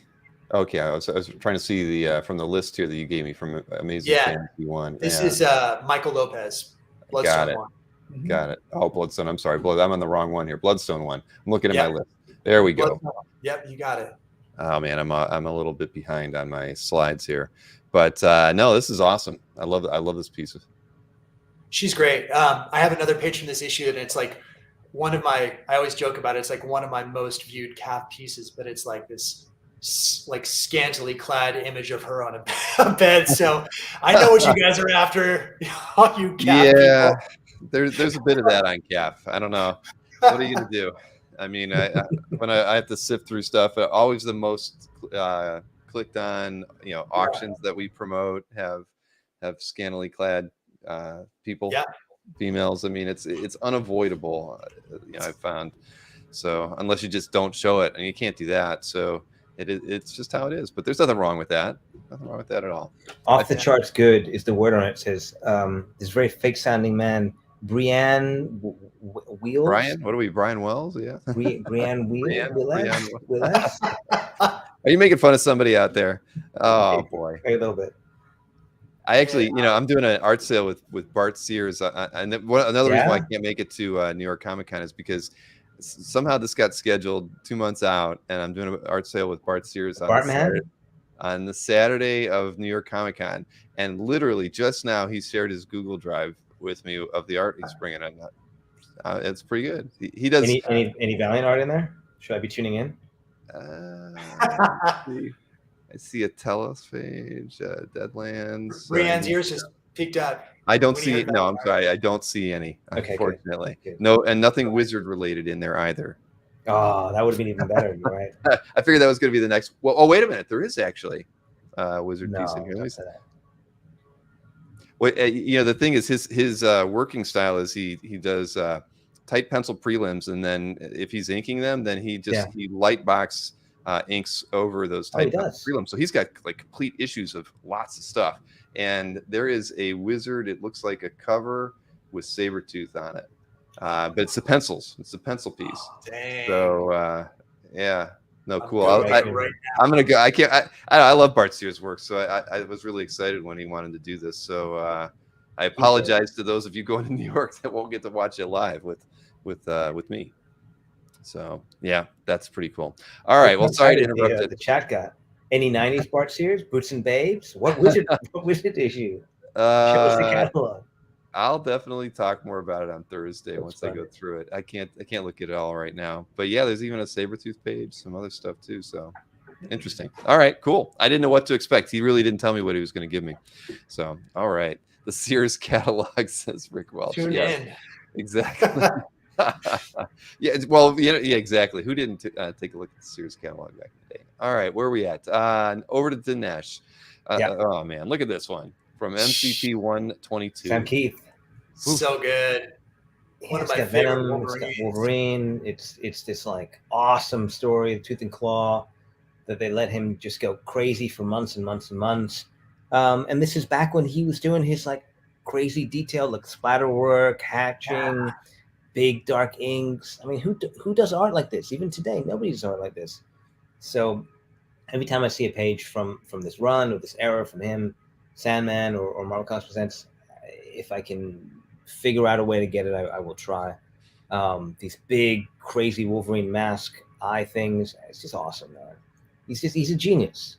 He's an underappreciated genius.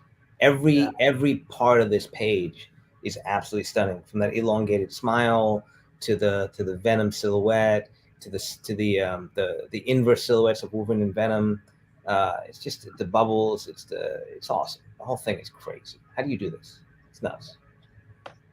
Yeah, I mean, I've seen a lot of his art up close, and you look at like the forehead there on Wolverine. I mean, the way he's using the white paint there. I mean, that's like a signature style of his. That I mean, you just don't see anybody do stuff like that. It's like it's what you love about his work. That's just it's just amazing, and it's something you look at and it's like, why did he do that? But it makes it's his signature style. He's a madman. He is. Oh gosh. Yeah, so yeah, I love this page. When you submitted it, I was like, damn, this would be the perfect example to have from MCP by him. Well, this might have taken him a week. This literally no joke. This might have taken him a week. This one page. Is this oversized or is it 11 by 17? Yeah. It's not quite. It's not quite twice up, but it isn't 11 by 17. It's that weird middle size, right? That a lot of the DC 90s boards are. Mm-hmm. It's just, but it's so detailed. Dude, the cross hatching on the right versus like the splatter on the left is insane, and then you've got all his scruff. gosh, how does he pull that off? And to know that they'll work together, right? That's a whole art Yeah. to itself. To know Yeah, that contrast totally. works. Very difficult to do. Very, very difficult. Wow. Yeah, Beautiful. and I love when artists take chances with panel layouts there, and that he's not really using panels there, but just that whole graphics swoosh, it's kind of swinging down from the top with the panels in it. That's just so darn cool. To me, working in publishing, I look at this and I think, this poor fucking letterer got this page, and it's like, how do I not fuck this up? And so you see him trying, like that first balloon up in the top left. He's trying to be creative and artistic, and then the rest of it is a little bland. But how do you not get in the way of this, not undermine it? It's just this is no letterer in the business is used to this kind of thing. No. Yeah, he is a genius. Wow. Absolutely. Well, What's he doing these days? Nothing. Not doing anything. no, I don't think so. Yeah, Borderline insane. Let's find him. he's not driving any letterers crazy any longer. Well, I guess they're He doesn't digital. do that kind of work. He doesn't. Yeah, even before he retired, he wasn't doing that kind of thing anymore. It's just too much. Mm-hmm. You can't. The only reason, from my experience, the only reason that they do that kind of work is they're competing with themselves, and it's a bit of a sickness. Well, he probably looks at that page and thinks it's awful. The only way you can get there is if you see all the flaws. Good. Yeah, it's really good. Like Barons of Smith is like that. Louis Arosa is like that. Mm-hmm. Some of the biggest talents are like that. Well, yeah, Sienkiewicz, Miller, like all those guys, kind of that abstract. Yeah. Well, you guys got to get some of these pieces, up on CAF. I mean, the best of happens at the end of the year, right? There's some nice pieces in there. I know. You can't get any votes if you don't put any pieces up on CAF. You'll be happy to know I've got everything, but I made it non-active for tonight. So everything is really? ready to go. I just need to uncheck those boxes. That's a good idea. What about you, Dinesh? No, you're too busy. I will. I'll start. No, I mean, these are always fun because I get to do this and I get to see the comments and I'm like, oh, okay, I'm not an idiot. It's not just me. These are fun. Yeah, he did some recent Batman books. I didn't know that. Keith did some Batman books. I gotta go check those out. Oh, nice. Oh, recently? No, I didn't know that either. Well, Michael, I think he's up by us, right? Up in Northern California, from what I've heard. I keep hoping to bump into him at a comic store. That would be cool. Yeah. Tell him he's a genius. Speaking of something cool here, let me switch over to this. Oh my gosh, I love this comic. Man. This is Something's Killing the Children, #1. This is the Jenny Friesen variant. It was the cover B and like several other covers. But this is one of my favorite sort of modern series. Dinesh always gives me crap about it, but I love it. And I love Jenny's work. I wanted to do like this whole Andy Warhol thing with this, and I have her cover for Department of Truth 1 and Grimm 1, and just kind of do these weird panels. I may still do it, but I love how she works. And Erica Slaughter is, to me, just one of the coolest characters that's come out in the last decade. I actually went up, the Jay Lee cover for this issue just sold at Heritage. And I told everyone in our group, I'm like, I'm going hard after this thing. I'm going to win this thing no matter what. And then it broke $20,000. Then you get your ass beat. Yeah, that was up and down. I was like, I cannot spend more than $20,000 on this cover. So if one of you in the chat got it, congratulations. I am very jealous because that was a great, great cover. But yeah, this series is amazing. Tinian, he's just epic, great story writer. And so couldn't be more pleased. I was very happy. I was after this one for a long time. Had contacted the previous owner, sort of, classic CAF story. If you're ever willing to sell, let me know. You sort of think that's pie in the sky. And then out of the blue one day, he said, hey, I'm actually thinking about selling. Are you still interested? And a week later, it was sitting in my room. So dreams do come true. It's a great piece, man. Jenny Friesen's a super talented artist. Big book, really good book. Yeah. Congrats, man. Yeah, I just kill her. No, I agree. I love her work immensely. So it's a gorgeous piece. Yeah, it should be a lot of fun. There's a lot of rumor. Allegedly, it was optioned on Netflix. I forget who the showrunner is. Dinesh, you know these guys, but it's the Haunting of Hill House guys. Oh, sure. Yeah. He does a lot of stuff though, man. Yeah, who knows? I'm hoping. I've done a lot of things. I love his work. Well, if they, that was an incredible series on Netflix. My kids even loved it. I mean, so Yeah. that one reached a really wide audience. So if they were tackling that subject, that'd be Flanagan, Mike Flanagan. Flanagan, yeah. Actually, you know what was my favorite of his? He's done like 3 of them. He did Hill House, Blythe Manor, and then Midnight Mass. If you haven't seen Midnight Mass, that's good. Oh my gosh, I do it haven't right seen now. Halloween time. It is by far my favorite of the 3. It's epic. It's Netflix so loves him, man. He gets a lot of views. He did Doctor Sleep as well, the film, which was fine. Yeah. Yep, that's true. Dude, but check out Dinesh. I know this is right up your alley. Midnight Mass. You will absolutely love it. My daughter and I have been looking for something to watch for Halloween for the month of October. So, all right, I'm going to add that to the list. You'll love it, Michael. Yeah, let's do it. Let's grab Sam and grab lunch. I like that. I should do that. I know. Stream it. I'll tune in. Ron, Sam, run them. Let's do it. Let's get them all out. Sounds like a good time to me. Yeah, heck yeah. Oh man, what do we got? Okay, over to you, Dinesh, with this Marvel Premiere 15 page. Yes, just got this in a trade. Poor guy that traded with me has not yet received his art. It is arriving tomorrow. I'm sorry, but just Iron Fist, first Iron Fist issue. I love all the Bronze Age stuff. Rarely comes up, so snapped it up. Trying to get the whole set of all the big characters. I think I've got a first Ghost Rider page, first Iron Fist page. What else do I have? First Moon Knight page. Luke Cage is all sitting in one collector's hands, so probably not going to get one of those. But just another big Marvel first appearance, big important issue. I love Iron Fist. Snapped it up. I was very excited. So this was a trade, not a purchase. Was there a lot of negotiating on this one to get the deal worked out, or was it a relatively easy one? No, I'm gonna regret saying this, but I bought something from someone, and the minute I got it, I was like, why did I buy this? I didn't even like this. I just sometimes you make a decision to buy something because you think it's a smart thing to do, but it's not really something you love, and that's what I did. And I was sitting there for about a year, and every time I looked at it, I was like, why did I buy this? It was $16,000, and I was like, why didn't I buy this $16,000? I don't even like this thing. And then the guy that sold it to me, I guess, had seller's remorse, and he texted me. He said, "Hey, I've got this thing. Would you trade it?" And I put a little cash on top of it, not a lot. And I was super happy. I was like, "Yeah, I'll give you back this thing I don't want anymore, plus a couple grand for a Marvel Premiere 15 page." So it worked out. He's very happy. I'm very happy. It worked out. I find that happens a lot. There's a lot of things that I pick up or trade, and I don't love it, but I feel like it's smart to get, and it just sits there on my CAF is great for this. It sits on my CAF, and someone will reach out and say the Joe Quesada piece that we looked at earlier, same way. I had a cover that is by all means an amazing cover. Wasn't really my wheelhouse, but I had the opportunity and I thought it was smart, and it sat there for a couple of years, and then I got to trade it for something I really, really, really do love, and I'm kind of enjoying that part of the hobby. Is the trade bait, being able to trade with someone where they're very happy, they think they got one over on you, you're very happy, you think they've got one over on them, everyone's a winner. That feels like a really positive kind of a relationship to have with the hobby. Sure.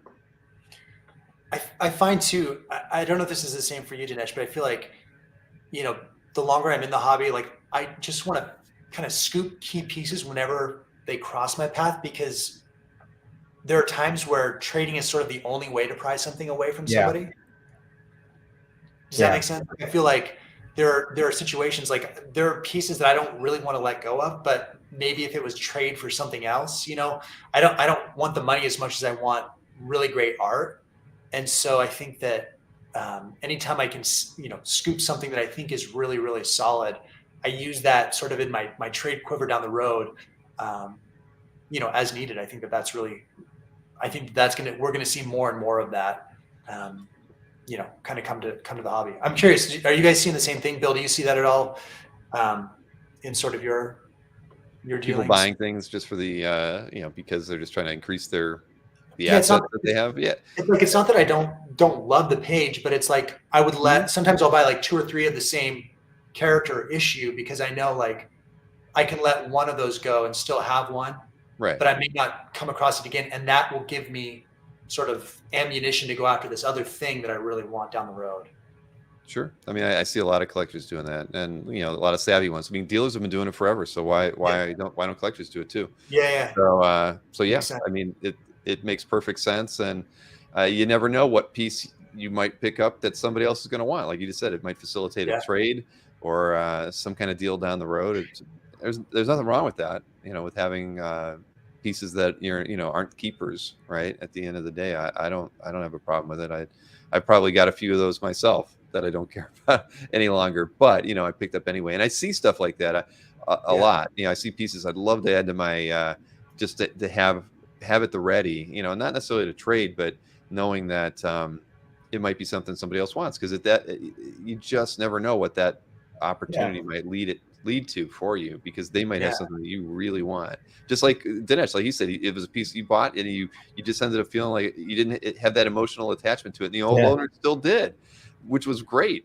I mean, and it worked out, and look what it came back to you. So that first purchase that you were kicking yourself over ended up returning you something that I wouldn't have gotten it otherwise. So much pleasure. Yeah. It's funny. I thought I would love it. I try not to buy anything I wouldn't love. I thought I would love it. I'm sure the seller thought he would be okay to sell it. And then we both felt the opposite about it. And then it ended up working out for both of us. He got it back. I got something I'm really excited about this page. But yeah, Mike's right. There's a lot of collectors out there that are very fortunate. They have a lot of money, and money doesn't move them. And if you offer them a fair market, or even better than fair market value, what are they going to put that money into? Art isn't always available. Mm-hmm. So sometimes it helps to be able to say, well, here's a thing that maybe you're excited about, if you're lucky enough to have something that you're willing to let go of. Yeah. And I mean, we're just seeing it in the auctions too. The art that I want is getting more and more expensive. It's not going down. And so I feel like in conjunction, my art is also appreciating. And so it at least gives me some leverage in some of those. I'm not always out, because sometimes I can throw in a piece I just did a deal this week where, the cash didn't make sense to me in my mind, but throwing in a few extra pages made sense enough to me to be able to pull the trigger. And it worked out for both of us. Mm-hmm. I've got a buddy. He does only trade deals. He was telling me that. I just remember this. He won't do any deals where he buys or sells anything, because he's afraid of missing out on the kind of the upper ceiling. You think this is worth $10,000? It goes to Heritage. Wow, $66,000, like Ninjak won. Yeah. Sure. He was a fool. He's so afraid of that, he won't do any deals outside of an auction. He will instead trade. First to trade that way. Well, if he made a mistake, well, the other art that he got has that potential too. He's just almost paralyzed by kind of the kind of bidding wars that can happen on an auction. Yeah, I get that though. Yeah, Scott Wingo said building diverse original art equity is the best strategy. Yeah, if you can, you should. I mean, I think it's a smart way to go. I mean, I know many collectors that do just that. So, and again, dealers have been doing it forever, and they don't have a monopoly on that kind of approach and they're all collectors, so they don't. It's not exclusive to them. And I think smart collectors are doing the same thing. I come from the investment world, and I agree. It's just like diversifying your portfolio of stocks, right? Sometimes I look at a piece of art and it's like, oh, like now I'm kind of getting into this thing. I started off with just modern stuff, and now I've got some really cool sort of Bronze Age stuff, and kind of getting into like some Silver Age stuff, and it's really, really cool. But yeah, it's not easy. When you first start out, you don't know how to do that.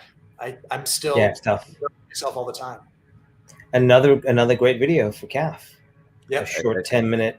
Hey, should you diversify, or how do you get your start, or what should you pay too much for? Sometimes you should pay too much.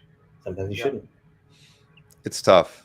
I'd hate to get somebody to buy something that they they regret, and they'll blame me for that video. But I get what you're saying though. I mean, it's how do you temper the desire to do that and do things responsibly.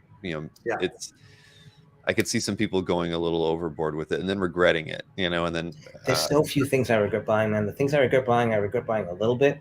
Things I didn't buy, I regret those. Okay. Things I sold, I really regret those. But I think that's all of us, right? Yeah, no, it's true. I don't think you have to worry. No, I completely agree. I mean, there's so many things in the last couple of years that I've seen that I've bid on and I haven't gotten, and the those pieces are burned in my brain that I didn't get them. I mean, and stupid stuff but things that I really wanted, and I should have gone. I've been a bit harder to focus myself on them, and those are the ones you regret more than anything. Yeah. I also think that there's great examples in a lot of different niches in the hobby, right? So people say buy what you love. I also think like of the exit strategy, like to Dinesh's point about being responsible about how I'm spending my money. Mm-hmm. I think if I needed to sell this, who is my audience? Like, am I going to be able to sell this thing? So like, I won't buy a lot of commissions because I think that that's a harder exit than first appearance pages. That's just me. But I think about that stuff, and it doesn't mean that like I just buy first appearance pages because they're first appearance pages. I buy art that I like, but I just buy in that lane, if that makes sense. Because I think that there's great examples. Maybe if you're a cover collector, there's great examples of covers. Easy, right? If you're a Spidey collector, there's great examples at all price ranges of Spider-Man. So you find what you like, but then buy the best example of that thing and think about who's your target audience. Buy what other people love. That's terrible. No one should do that. That's terrible advice. You should never try and guess what other people want. I totally agree with you, Dina. Yeah, I mean, for me as a collector, I there's only like 3 or 4 pieces that I ever posted where people have said, if you ever sell that, let me know. So I know that my tastes don't like line up with a lot of other collectors, and that's okay. I don't really mind that, but it's always nice when it happens, right?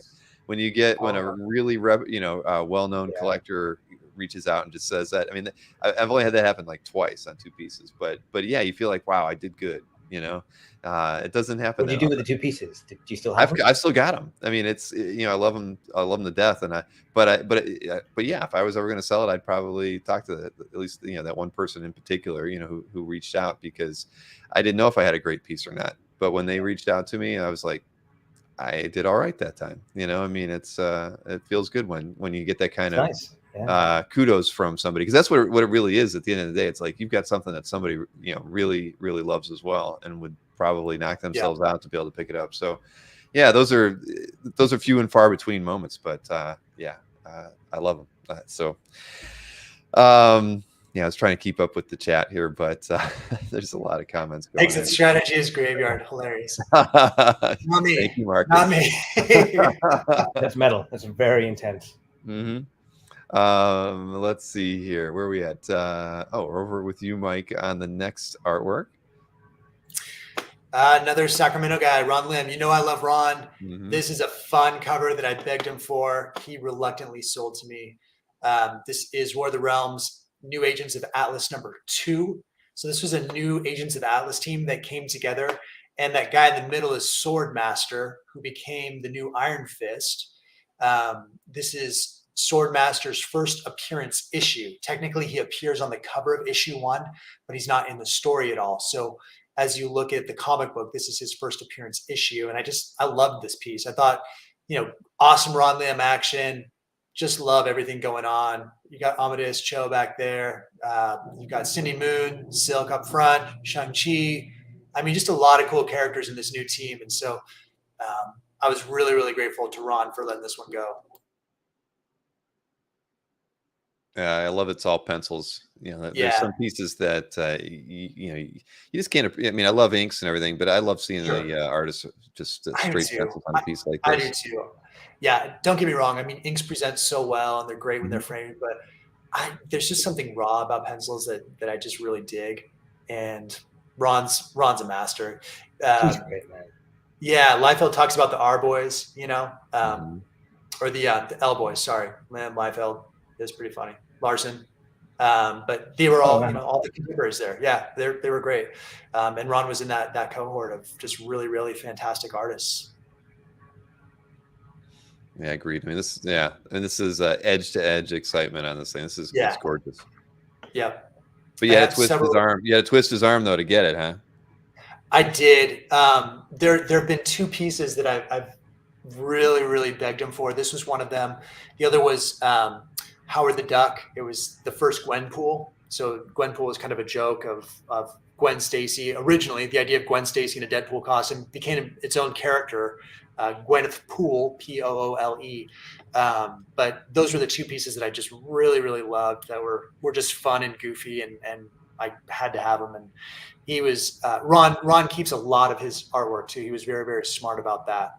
And so he has some of his most iconic pieces still that I've begged him for. I've begged him for on behalf of other people as well, but at the same time, he's just not looking to sell a lot of his stuff. He will sell a few pages here and there. You can still find some Silver Surfer stuff, but that stuff's getting pretty pricey too. So, well, really, really nice score. So, recent pickup for you? This was probably 9 months ago. Michael, no, it wasn't at San Diego. But this was a private transaction that I did sort of offline with him. Well, he did Thanos Quest, right? That's him? Lynn? I don't know if he did Thanos Quest. I don't think so. I'd have to look. I'm not sure. Yeah, I'd have to double check that one. Timothy Guerrero, he still does have some Silver Surfer art. He had some really cool pages at San Diego. Michael was there. I saw him at Ron's booth. There's some cool stuff. If you want to find Ron, you want to look at the Ron Lim fan page on Facebook, and you can message him through there. He does respond. Sometimes it takes a response from him, but you could not ask for a nicer guy. I mean, Ron Lim and George Perez, two of the nicest guys who have ever been in the hobby, just salt of the earth. And so he's great. Very true. Notice, Bill, he did not mention you nor I in that list. He did no, not. Definitely not. Wow. No, maybe. I'm striking you from one of the nicest people as well, Mike. You were on my list, not any longer. I'm sorry. There's lots of love for everybody. I just Ron is other level sweet. I mean, he's literally like. I've never met Ron. It's weird. As many cons as I've been to, I've never met him. He is a very nice guy. You should have him on. Whoa. I'd love to. Make it happen for me, Mike. I'd love to have just do a straight chat with him. We don't have to sell any art. We could just talk 100%. about his time in the hobby. I'd love it to talk to him about his career. Man, that'd be incredible. Oh, he's so cool. He's literally the nicest guy. I will absolutely connect you to. Yeah, let me know. I mean, yeah, please. If he's interested, give him my email address. And that's kind of the fun thing, right? In the hobby, you interact with the artists a bit more. And I see Ron, and I just, I consider him kind of a friend when I see him, and I care about his son. His son was sketching stuff at his booth last Comic-Con. It was fun to just see them. And this is how underrated it is. No one could remember. Lovely, lovely people. If it was Ron Lim on Thanos Quest, and Dino over here is saying Ron Lim on issues 2 to 6 of Infinity Gauntlet, not Thanos Quest. I just Googled it. Actually, we're all incorrect. Ron Lim drew all of Thanos Quest. Yeah. And it's amazing, and it looks like Starlin, and he's a genius. See, Lim did Thanos Quest news chat, and none of us remember that. He is such a comedian. He's one of those that just is so good all the time. Yes. We don't give him credit for it. Thanos Quest is amazing. That stuff's amazing. Yeah. That man. Yeah, there's a lot of love out there for Ron for sure. Yeah, Liefeld was saying he was even more now. Yeah. On one of the podcasts, this is probably, I don't know, a couple months ago, he was saying, with the L Boys, Ron was the guy, Jim Lee, Liefeld, Larson, that was the guy who was the hotness who was coming up. He's great, man. He's really great. Yeah, he is. And he's just a workhorse, man. Continues to spit out quality after quality piece. I love him. His storytelling is awesome. His acting is great. Composition is great. Very inventive. Super clean line work. Yeah. Yep. Really cool. I'm sold. Let me know, Mike. I will. Remind me. I will definitely connect you. Yeah, I know. I'll send him a message right now while Dinesh is sharing his next. Question 1 from Bill to Ron Lim. Why have you not worked with Bad Idea yet? I've written that down. I'll tell you, that will be question 1. You got it, Dinesh. I could do that. So this next piece, blew me away. I'm glad you added it in because this was a replacement piece, right? Yeah. I mean, holy mackerel! I mean, I'm surprised you kind of suppressed this one originally from your 10 picks, but I'm glad that you decided to show it off. I just got it in. I got it in literally last night. I wanted to take a scan of it. So this is a great story. I got 5 pages from Batman Long Halloween. This is the the craziest deal I've ever been involved in. Guy that owned it was a big Long Halloween fan. I love Long Halloween. I mean, who doesn't? It's an amazing, seminal story. And Tim Sale's art is, I mean, it's just epitome of Batman in that era. And they're so hard to find, these pages, especially now since he's passed. Everyone's holding on to them. And this guy had 5 pages, and he would not let them go, but he wanted to buy a Tesla. And so he was like, I tell you what, buy me a Tesla and I will give you these 5 pages. So I literally bought this guy a car, which I'm so embarrassed. It's the dumbest thing I've ever done. And I got these pages in. These pages are amazing. I was like, are they better than a car? Or what am I doing? What am I doing in my life? So this is one of the pages. It's a double page spread. It's awesome. It's got that amazing lighting that he has, that amazing voice he has in his art. It has Dinesh money bags on it. Yes, I feel like an idiot. It's Tim Sale. It's Long Halloween. I mean, for me, I think for a lot of people, this is one of those modern masterpieces. Yeah. That over time will just grow in stature, and it's been overlooked for a little while because it's not that old. So cool. I have never heard a story like that, Dinesh. That's a first. I mean, I've heard of other purchases that people wanted, but never a car, let alone a Tesla. But Tesla.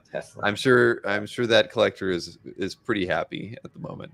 I mean, a Tesla would be like, he sends me pictures. I drive a Prius, so a Tesla. He sends me pictures of him and his Tesla. I had to wait so long because Teslas take so long to arrive, and it was fascinating. I honestly got to the place where I didn't even care if the deal happened. I just thought it was so much fun and so stupid that we were doing this thing. It's such a great story. Amazing. Don't you love that though? I love these like random stories. I mean, I've heard so many random stories about what's been exchanged for comic art, and that was definitely not the worst I've heard. But it's pretty funny. It's fun. In my defense, I did not put the deal together. There was another collector. So there was 6 pages that came with the deal, and the other collector got the 6th page for putting the deal together. And I guess he was looking for an idiot with too much money to be part of it. Dinesh, I think one day you're going to be able to write a book about your time in the OA hobby. My original art. You really should be, start taking notes right now and just putting it all together, chapter by chapter. The deals I made, I wish I didn't do, and the deals that no one will believe I did, because this would fall into the latter of those. I mean, but you just made it even more. The wrinkle you just added was even crazier, because if it was you straight up doing the deal for the 5 for the Tesla, that's one thing. But a third party brought you into this to get their 1 page, and they negotiated. They were very fair. They picked the middle page. This isn't even my favorite. This is, I think, the most impressive overall. But for me, I love the story. There's 2 story pages that I thought I actually asked Mike. I said, which one of the 3 should I put in CAF Lives today?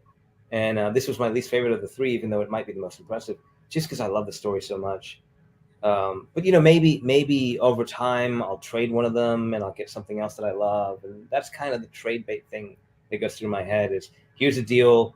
He was looking to get rid of the pages, but he would have done one-offs, and it would have been harder for him. And I got to come in and say, I'll take them all. You get your car. We'll make the deal happen.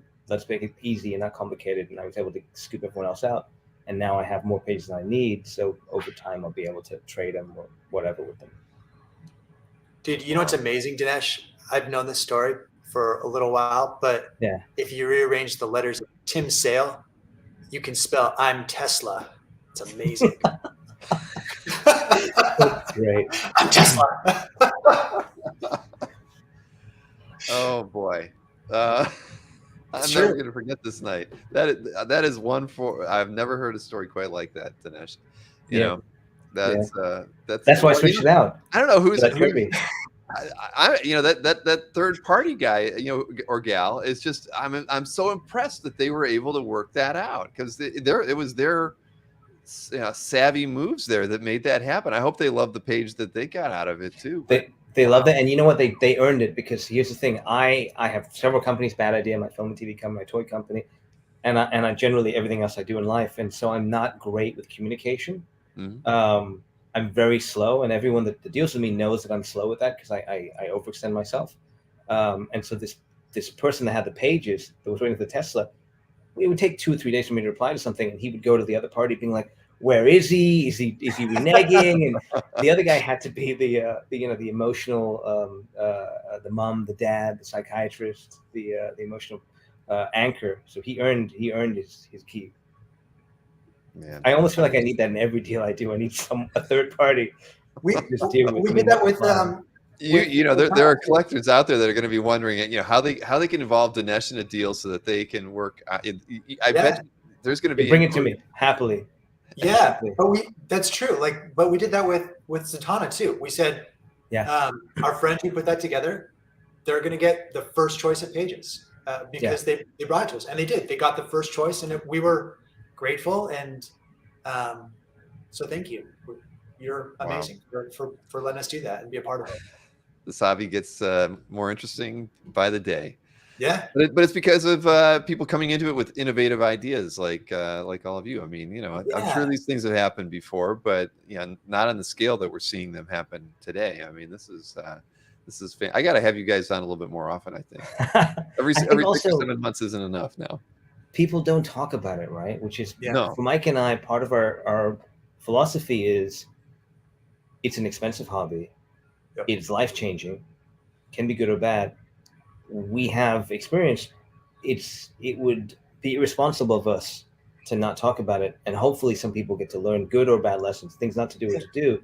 But when we came in, so many of the older collectors wouldn't talk about how it worked, and it hurt us to begin with. So we don't want to we don't want to do the same thing to the next group or to whoever else is out there. So we try to be very, very, very open.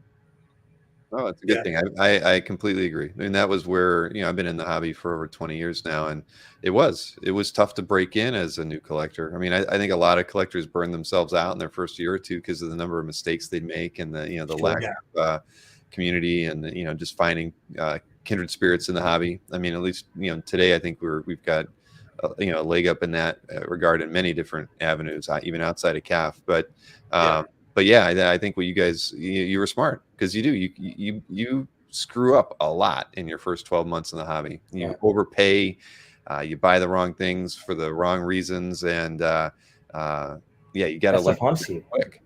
You get resentful. Mike does a great thing where if he has a Patreon book, like he just showed the Bloodstone page, if he gets another page on that book offered to him at a fair price, I wager he will find someone else that is coming up and say, "Hey, I've got one. You should grab this one. I'll hook you up with it." He won't be greedy about it, and he pays it forward, and people pay it back to him. I've seen him do that a lot. It just happened like last week or 2 weeks ago. Helped another friend in our group find some Bloodstone pages, like verbatim. Oh, so, literally the thing I was just making an example of. Okay, great. No, to the exact example that you just gave. Yeah. And I think that's kind of the cool thing about the group that we're in is like we're accessible, like we're inviting, we're welcoming. I felt like when I came to the hobby, I didn't know where to get that experience, right? Like it was closed doors and like, pay your dues, go through the school of hard knocks. And I've had some incredible people help me along the way. Dinesh, has been a mentor for me. Tom Fish has been great for me. Definitely sometimes schools me and gives me a tough lesson, but he also has been really fair with me. And I'm grateful for that. Patrick Reed, these are guys that I trust. Bailey, it's so many guys in our whole group is amazing that way. So I would name all of you guys, but I think that there's guys we've surrounded ourselves with guys that we trust, who are not going to sort of burn us on the back end. I think that that's really, really key. I know that those guys are great. Mancuda, Amir, Ankur, Harry, Dave Miller, Bailey, Justin, Jesse. I mean, all those guys. I mean, truly. Everyone we missed. There's 24. Yeah, there's 24 of you. So we're never going to get all of you, but we still communicate daily, and that's really cool. Bill, you did a thing for a long time early on, like early 2000s, where you would have a monthly theme and people would post art. Yeah, we still do it. Yeah, believe it or not. It used to be very popular. Is it still popular? Because I was thinking one of the things you could do if like this Tesla story, other people have these stories, you could solicit, just get in front of your iPhone, tell me the craziest deal you've ever done in 2 minutes. You can cut those together. Pick your favorite five. No, well, yeah, that's actually a pretty good idea. I mean, I don't know if I'd be curious to see what I get, but I'll make a note of that. I mean, because we've been doing these weekly with the weekly flips that we do on the CAF update, where people kind of just show off their portfolio. We have a CAF cribs thing that people do. I've actually gotten 2 solicitations for different things that people have sent me in the last week that I haven't had a chance to look at, but not this idea. But yeah, the thing is, I think people want to share. Many aspects of the hobby, whether it's the books they're reading related to the hobby. You know what I mean? I just think that's what these live streams have really brought out, is that a lot of people want to talk about their ties to the hobby and the reasons that they love it, and how can they share those things, because you can't just, it's hard to share the things that you love about the hobby and through a CAF gallery or through your Facebook page or whatever, but you throw a 2 to 5 minute video clip together of and let them do their own thing. I mean, give each person a voice that wants to share. I mean, that's what the best thing that's come out of this channel really is, just the opportunity to talk with other collectors and hear their stories, hear their successes and their failures, because I think it gives hope to everybody that, when you're maybe not feeling as positive about the deals that you're making or the early ones that you did, we all make those mistakes. And that's the takeaway that I've really gotten out of the last 2.5 years doing this stuff. But I like that idea, Dinesh. That would be, it's not a lot of work for you. That's the cool. thing you were saying earlier. It's, you've got to do so much work to do these. Have them send them in, you pick your 4 or 5 favorite, cut them together. It isn't a lot of work. You've got content. Right. And then you can produce and repeat. What's the most money you've ever spent? Did it make you crazy? What's the thing you were most nervous about? Tell me about when you got your Grail. Or you could do a theme, Batman Day. Tell me about your favorite Batman piece and how you got it. How did your significant other respond when they found out how much money you spent? What was your first big sale? What was your first big trade? What was your, your first Silver Age piece? Your first piece of art? Yeah. Man, I've grown as a original art collector tonight. I just have to say that. I love it. From that early, thought about the just being able to hold your artwork and you can't hold a comic and everything. I mean, there's so many things that we've gotten out of this conversation tonight. I'm blown away. We really do have to do these a little bit more often, but we should. They're fun.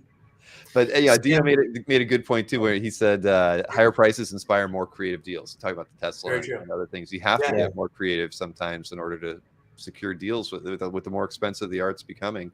It's you do have to, definitely. And I'm sure Stanley was asking, do you still have Grail pieces that you want? I mean, how can you not, right? I mean, at the end of the day, I think everybody is always chasing a piece of, you were talking about a Luke Cage, Dinesh, right? And but it's embarrassing, right? I mean, I certainly feel like I look at my collection and I go, I'm blessed, so many riches. I never thought I'd have half this stuff. So it's embarrassing to be like, yes, but I do have Grails, but it's not Luke Cage. It's Punisher 2999 #1. Halprin has it, and he'll never let it go. You're never gonna get it. Well, that's kind of fun, right? Like, you find these Grails, but half of the battle is like just sourcing them. Where are they? Like, do they exist? If it's modern, is it like, do they even exist? Is it digital or not? And then, like, who has it? Grails for me, like, I love Jiggy Cruz has several pieces that I want. That Kelly Miles cover and the Spider-Gwen 1, like, from Robbie Rodriguez. Those are amazing pieces. Someone bought the Bloodstone 1 cover years ago. I'd love to get that. NYX3. I have no idea which one of you jokers has NYX3 from Heritage that I've missed twice. But one day I'm going to find you. I am going to find you. So they're always out there. 32 page. That's a big one for me. I love Moon Knight. I don't know. What are some of yours, Dinesh? What are some of the pages that you think about? Or dude, it's all 90s crap. That's the thing. I want the cover of Marvel Swimsuit Special Edition #1. I want Punisher 2099. That's the stuff I really care about. All the like fancy good art I get because it's amazing and it's wonderful to have. But all the crap that I had as a 90s kid. I've never heard anybody say they want anything from a swimsuit issue. I mean, I know it's out there, but you're the first person that I've ever heard that. But admits it. I don't know. You say that, and then you watch some of the pieces go in Heritage. I get outbid. It's like $25,000 for a Mark Silvestri. Well, I've seen that though. When those pages come up, right? People bid. I am shocked that the price of those things realize. Oh my gosh! We were all 12 at one point. Yeah, that's true. All right. See, I missed the 90s. That's why, I was buying comics. I went to college in 87 and got out in 91. So I stopped buying around 90 and then didn't buy another comic till about 97. So I missed out on all, the heyday of, I didn't know what a chromium cover was. I didn't know, I've said this recently, but I didn't know what the Age of Apocalypse was. I missed out on all of that. Yeah. And, but it was, so clearly that's like the point that so many guys who were buying books in the 90s, that was the sweet spot, was 90 to 95, 96, and the stuff that was going on. So I never saw a swimsuit issue on the stands ever. It's interesting that period. So if you take a same 7-year period in the 80s, it doesn't change that much. You've got the indie explosion and kind of a maturing of comics, but then you look at the 90s and you've got the end of the 80s era, which bleeds over to early 90s, then the 90s chromium era, and then it's the collapse, and then it's kind of the Top Cow second boom of the indies. So a lot happens in that period. It was interesting how much you missed, because you've missed the Darkness, Witchblade, you missed the Bad Girl era, you missed the Heroes Reborn era, you missed, there's a lot there. I did, and it's still to this day. I only tried catching up on Thor and X-Men. That was it. I don't know anything else. I really don't know much about the Image books at all. I mean, it's a lot to mine though. Thor and X-Men. I didn't know who J. Scott Campbell was when I started buying books again. I'm like, so Danger none of it. Girl, was that 97? Right? Exactly. None of that made sense. That's a great book. Yeah. So I'm not competing with you on the art from that era. Thank you. Look how many swimsuit comments there are. I know. Amazing. You know what amazes me? Every time we do one of these, we haven't done our origin story since the first one, and we're still like, there's a lot of stuff that we've talked about, and there's still stuff to go. This is insane. Yeah. Definitely. Bailey, Darkhawk and Sleepwalker. All right. What do we? What's the next artwork? Oh, this is a multi-page piece. I know this. This is mine. Yes. This was my way of cheating 4 pages into one. Yes. This was a very short story by Karen Darbo, and it is the first appearance of a character called Bloodline. It was available in the Marvel free comic book day this past year. But I approached Karen about this. I loved some of her artwork before, and she did this story, and it's got Blade's daughter, Brielle, in here. And they had talked about doing a Blade's daughter as a character years prior, but it finally came through in this. So Bloodline or Brielle is introduced here, and I've got all 4 pages from this story. And what's crazy is, there we go. Sorry, I went too far on that. Oh yeah, there's some good stuff. But there's some talk that she might be in the new Blade movie, which would be really cool. So again, just kind of fun stuff that's now being talked about that had no real relevance at the time, but just kind of loved it. Pretty cool. I got a bunch of friends working on that Blade movie. I think you're sitting pretty, man. Yeah, it's neat. I love like those little short stories where it's like I've got the story contained. And she's super talented, Karen Darbo. We've talked to her about idea about doing some stuff. She's very busy at Marvel, but she's very talented. Yeah. Alan says, well done for bringing up Karen's name on here. Yeah. I wasn't very familiar with their work either, so I did a little research after I saw those pieces that you sent in, because I wasn't very familiar. But no, this is awesome. Yeah, she's got some cool stuff, honestly. Yeah. So in this case, you actually reached out to her when you read this. Saw this coming out. I just said, hey, like I'm interested in these pages. Any chance they're done on pencil and ink, or how are they done? Are they digital or not? Traditional? And she said, no, they're traditional. I have all of them. I'm like, any interest in selling? She's like, yeah, sure, no problem. I mean, that's like the conversation that most people just don't, I don't know if they just don't think to have it or what, but like, that's how I have really gotten a lot of my artists, just by asking the artist, do you still have these? Any chance you're willing to sell? Pretty easy. It's an interesting conversation, because there's certainly artists that they see their pages sell years later and they sell for a lot of money and they get upset. And then there's artists that want to hold it. I have a lot of people that I work with that they're constantly calling us saying, do you know any fans that could buy this art? Yeah. It just, everyone is different. Yep. Yeah. Which is great. I really appreciate her. And again, just great interaction, like another great human being. And I think that's kind of the cool thing about this, is just the connection that you get with the artists, or, the connection with other people. That's what makes it special. I agree. I mean, I don't think the thing is, I'm not a I don't dig too hard when I'm looking for art, but I think the smart guys and gals do pursue the art, going right to the artists a lot of times, especially when they're not repped. It makes a whole lot of sense. I am relentless. Actually, the person who's the best I've seen at this is Christopher Bailey here in the chat, constantly scouring and researching. I mean, Chris knows more than just about anybody in terms of modern comics. I mean, he's amazing and has done a great job sourcing stuff. So and I've seen him do it. Pleasure to call him when he does it. Yeah, he's amazing. very polite. Yep. Never pushy. Sometimes the artists are like, yeah, great. Sometimes they're like, no, I'd like to keep it. Sorry, I interrupted you. Yeah. No, that's it. Yeah, he's amazing. Amazing human being. Love him. He's fine. Great to see you in here, Bailey.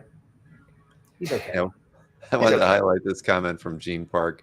I'm glad Dinesh didn't grow up. Yeah, with those prices, me too. Gene is one of those I was talking about earlier, where sometimes I'm not as responsive as I should be. I'm sorry, Gene, but it's all taken care of. I promise I'll respond tonight.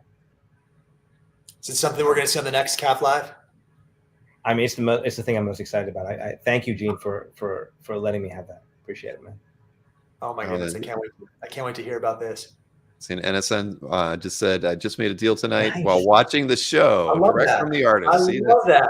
Wheeling and dealing while you're watching this thing. I love it. Yeah, exactly. That's very cool. That's very cool.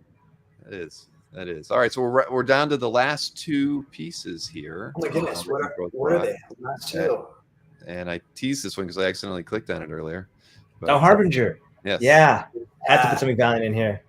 My foolish goal to try to own as many Valiant covers as possible to fill the Valiant-shaped hole in my heart from being thrown out of my own company. But didn't get the Ninjak. Harbinger 4, I just, this is David Lapham, peak pre-Unity Harbinger. Coveted this issue so many times when I was a kid. It was one of those scarce issues, slightly lower print run than the rest. I just love it. Very, very excited to have it. Love the composition. They did such weird things. I mean, who makes a cover like this? It's not dynamic. It's not action oriented. It's a little dark. It's mostly trees. The main characters are silhouettes in the top left, but it works. It works because of all the things it's not. It's not all the Marvel stuff. It's awesome. I remember that growing up. Like, this is kind of in my big comic buying day, and I was pretty young. But people would always say, like, at my local comic store up in Grass Valley, California, they would say, with Valiant, it's not as big of a visual pop, but the storytelling is like far superior than anything else you're going to see. And then the art just grew on me. I loved all this stuff. It was so good. It's pretty neat. I'm stoked you have this. Look at the shadow on those trees too. Beautiful. It's cool, man. Lapham does a lot of work for us. A bad idea. Some people say too much work, but I think he's awesome. He's a genius. And he was telling me, I try not to talk to him about Valiant because I was at Valiant, he was at Valiant, but different periods. I don't know how he feels about it. I don't know if it's a good thing or a bad thing. But he did mention the other day that because we had him do a cover, and he's like, well, what's the story? I was like, I don't know, which we never do. We never do that. And he's like, okay, cool. And I was like, really? You're comfortable doing that? He's like, yeah, Jim used to do it all the time. We never knew what any of the books were about, and I would just do covers. So looking at this now, I'm thinking, yeah, he probably had no idea what the book was about at this point. Because there's no Xmas tree sale. Where was the Christmas tree sale in the issue? It didn't happen. Did not happen. That's great. That's so great. I mean, so he didn't really get a lot of direction for these, or that's just he didn't know the stories. You're saying he didn't know the story. I think he got a lot of direction in terms of, okay, I'm going to have a fight. They're going to beat up Torque, and then the Harbinger kids, the Renegades, are going to turn up. So it's going to be kind of outdoors, probably it's going to be cold, maybe where they're selling trees. And then they did the issue, and they did this scene in a different location. I don't think there was barbed wire even. So it's kind of a close approximation. That's amazing. Awesome. And that's cool. You're working with them now, Yeah, a ton. And we just did a cover, which is we're doing the Hero Trade 2, and we did a cover, and I don't know what the book is about. I got to talk to Matt Kinn about that. And we did a cover, and now I've got to figure out. Unfortunately, I've got to go to Matt and be like, "Look, we did this cover. Can we fit this into the story? Maybe it's like this." Matt, this cover is too good not to have a story written somewhat about it. That's good. But it's also that's the wonderful thing about making comics is everyone is so collaborative and moves so quickly No one goes, oh, we can't do it that way. They go, okay, cool, it's a challenge. Now how are we going to make this work? Everyone's just, they just collaborate. It's like improv. Yeah. Improv. Yeah, it is. It's really fun. Oh man, I don't know if I could work well that way. Everything for me has to be structured, semi-structured anyway. But that's a lot that's of people cool, burn out very quickly. It's a special kind of person. I can It's stressful. I don't know how. Yeah, but it has to be exciting. Especially when you're on a game. And you think about most of the artists that, like when you talk about Sam Keith. I mean, it's probably monthly books are tough, probably stressful as hell. But he produced such amazing work. And you usually get the best out of somebody when they're really stretching themselves emotionally and creatively and everything. So, but yeah, that's just not. There's an energy in like the Valiant books, and I think I've been told the books that we produce, because we have a frenetic energy. There's an energy to the work, and you can feel it. I don't know, I can't see it, but people tell me you can feel it in the work. I believe it, absolutely. So big finish. Now we got the big last one, right? Yes, the last one here from you, Mike. Doubling down. I'm doubling down on this guy. Wow, dude, that's amazing.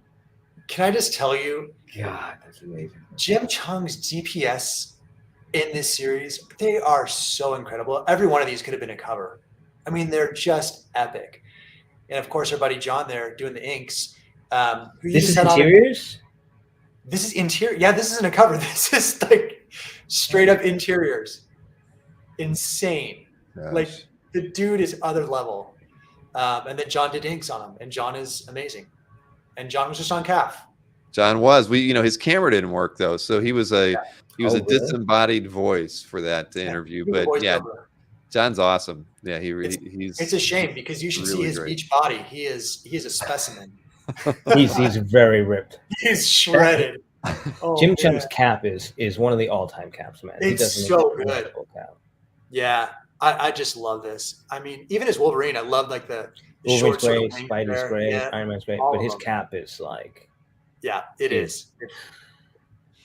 I got to own something by Jim Cheung now. I mean, I've always admired his stuff, but I've never owned anything by him.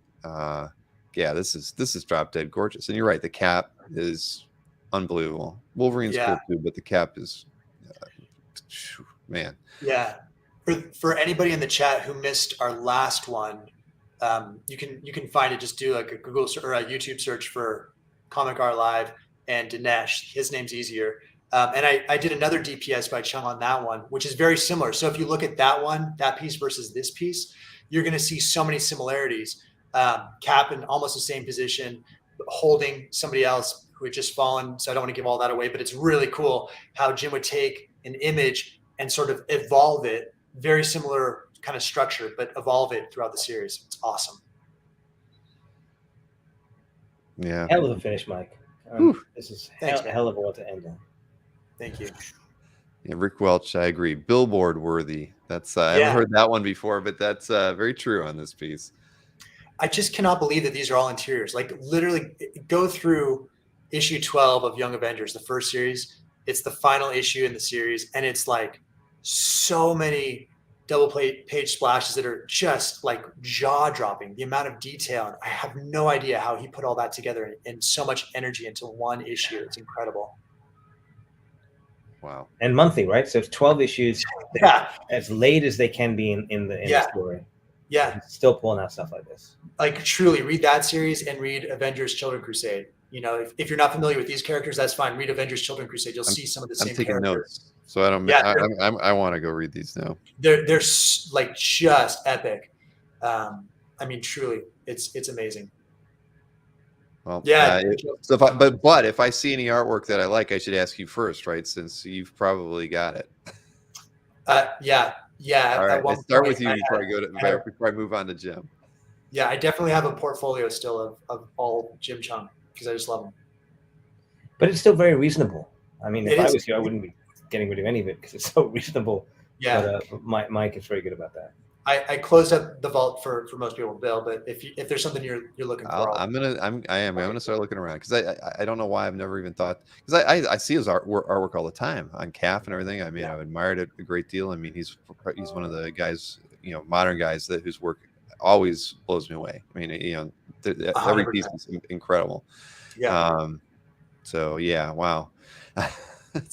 That is a great piece to end the show on, or end the art show on. So I appreciate that. So yeah, you guys had to buy some more art so we can do this again. Maybe in like 3 or 4 months or something like that. Maybe right around the new year we could have another show. Yeah, bring us some deals. We have to cut. We'll get your first choice of page. But yeah, guys, this has been a lot of fun. I mean, I really, I always enjoy my conversation with you guys together as a team. When I'm interviewing you, we seem to pull out a lot of good nuggets about the hobby that I haven't really thought of before. And tonight there were many. Oh, cool. And I love this. I love the comic art acquisition stories as a thing. I'm going to see if. Why can't people, I bet you there'll be people who might film themselves as if they're being, they've got to kind of put the light behind them in silhouette and they'll tell like 60 minutes. Disguise their voice a little bit too. Yeah. So you can only play this if you mod my voice for me. Yeah. In some way. But yeah, I can see a lot of fun things. I'm going to do one of those. I'm Thomas Fish and I don't think Tom's watching any longer. I think Tom always is a great negotiator. He always takes advantage of me. We're gonna get caught. I'm gonna have to vet these things before they come in some weird way. I could just see getting myself into trouble. Yeah. Don't name any names. As long as you don't name names, you can tell me all about it. Yes. Amazing. That'll probably be from the rule. ThomasFishForReal@gmail.com. I like it. Bill, when's our next CAF Live? Where are we going to start selling some stuff? Next CAF Live is it's November 12th and 13th. 12th and 13th. Christmas. Yeah, Christmas let me just double check that because I keep getting the dates wrong. Yeah, the 12th and the 13th. So it was tough to pick that one because the weekend after that is a Heritage Signature Auction. Yep. The weekend I'm holding it is Thought Bubble in the UK, which is a big one, and some of the dealers in the UK I haven't been able to work with because of that. But Kirby's Comic Art is actually isn't going to Thought Bubble this year, so she's going to be doing some special stuff with me this year, which is cool. Yeah, I haven't been able to work with Annabelle for the last couple shows because she's been doing. She went to Lake Como this year too. Yeah, so I missed her last year, for both shows. So 12th and 13th, and it should be, again, we're putting some extra effort in the programming, and I think it's going to be well worth it. And as long as we can pull it all together, it's less than 2 months now, 6 weeks probably away, man. That's crazy. Whew. But I appreciate you guys always supporting that. I know you put art in there. You encouraged John to put a piece in last show, and I don't think it's sold, but he and I emailed a lot. That's what led to the interview. He and I were emailing a bunch about the show last May, and saw him in San Diego, and so we decided to do it. So I mean, I owe you guys a lot. You're helping me get guests, and appreciate all the stuff that you do, the goodwill that you put out there into the hobby to kind of keep things going. And I appreciate your openness too, guys. I really do. Yeah, happy to. We're having a blast. Yes, sir. Thanks for taking the time, man. Thanks for putting this together. Yeah, for sure. No, my pleasure. And thanks everyone watching and getting through. Yeah, for sure. 2.5 hours. You East Coast guys, man, it's late. I'm so sorry we kept you up, but hopefully it was worth it. It was definitely worth it. All right, guys. I hope we haven't kept you from dinner. If we have, go out and get something to eat. And Mike, let me know about Ron Lim as well. I'd love to chat with him if that's possible sometime in the future too. And cool. Dinesh, if you have anything I can ever promote for you, please let me know. I mean, I know you always got stuff going on. I would be happy to run any PR for you that that you need, especially if there's something awesome coming out from one of your current projects. I'd love to be able to help out in any way I could. Thanks, man. Appreciate it. All right, everybody. Have a great night. Thanks for tuning in.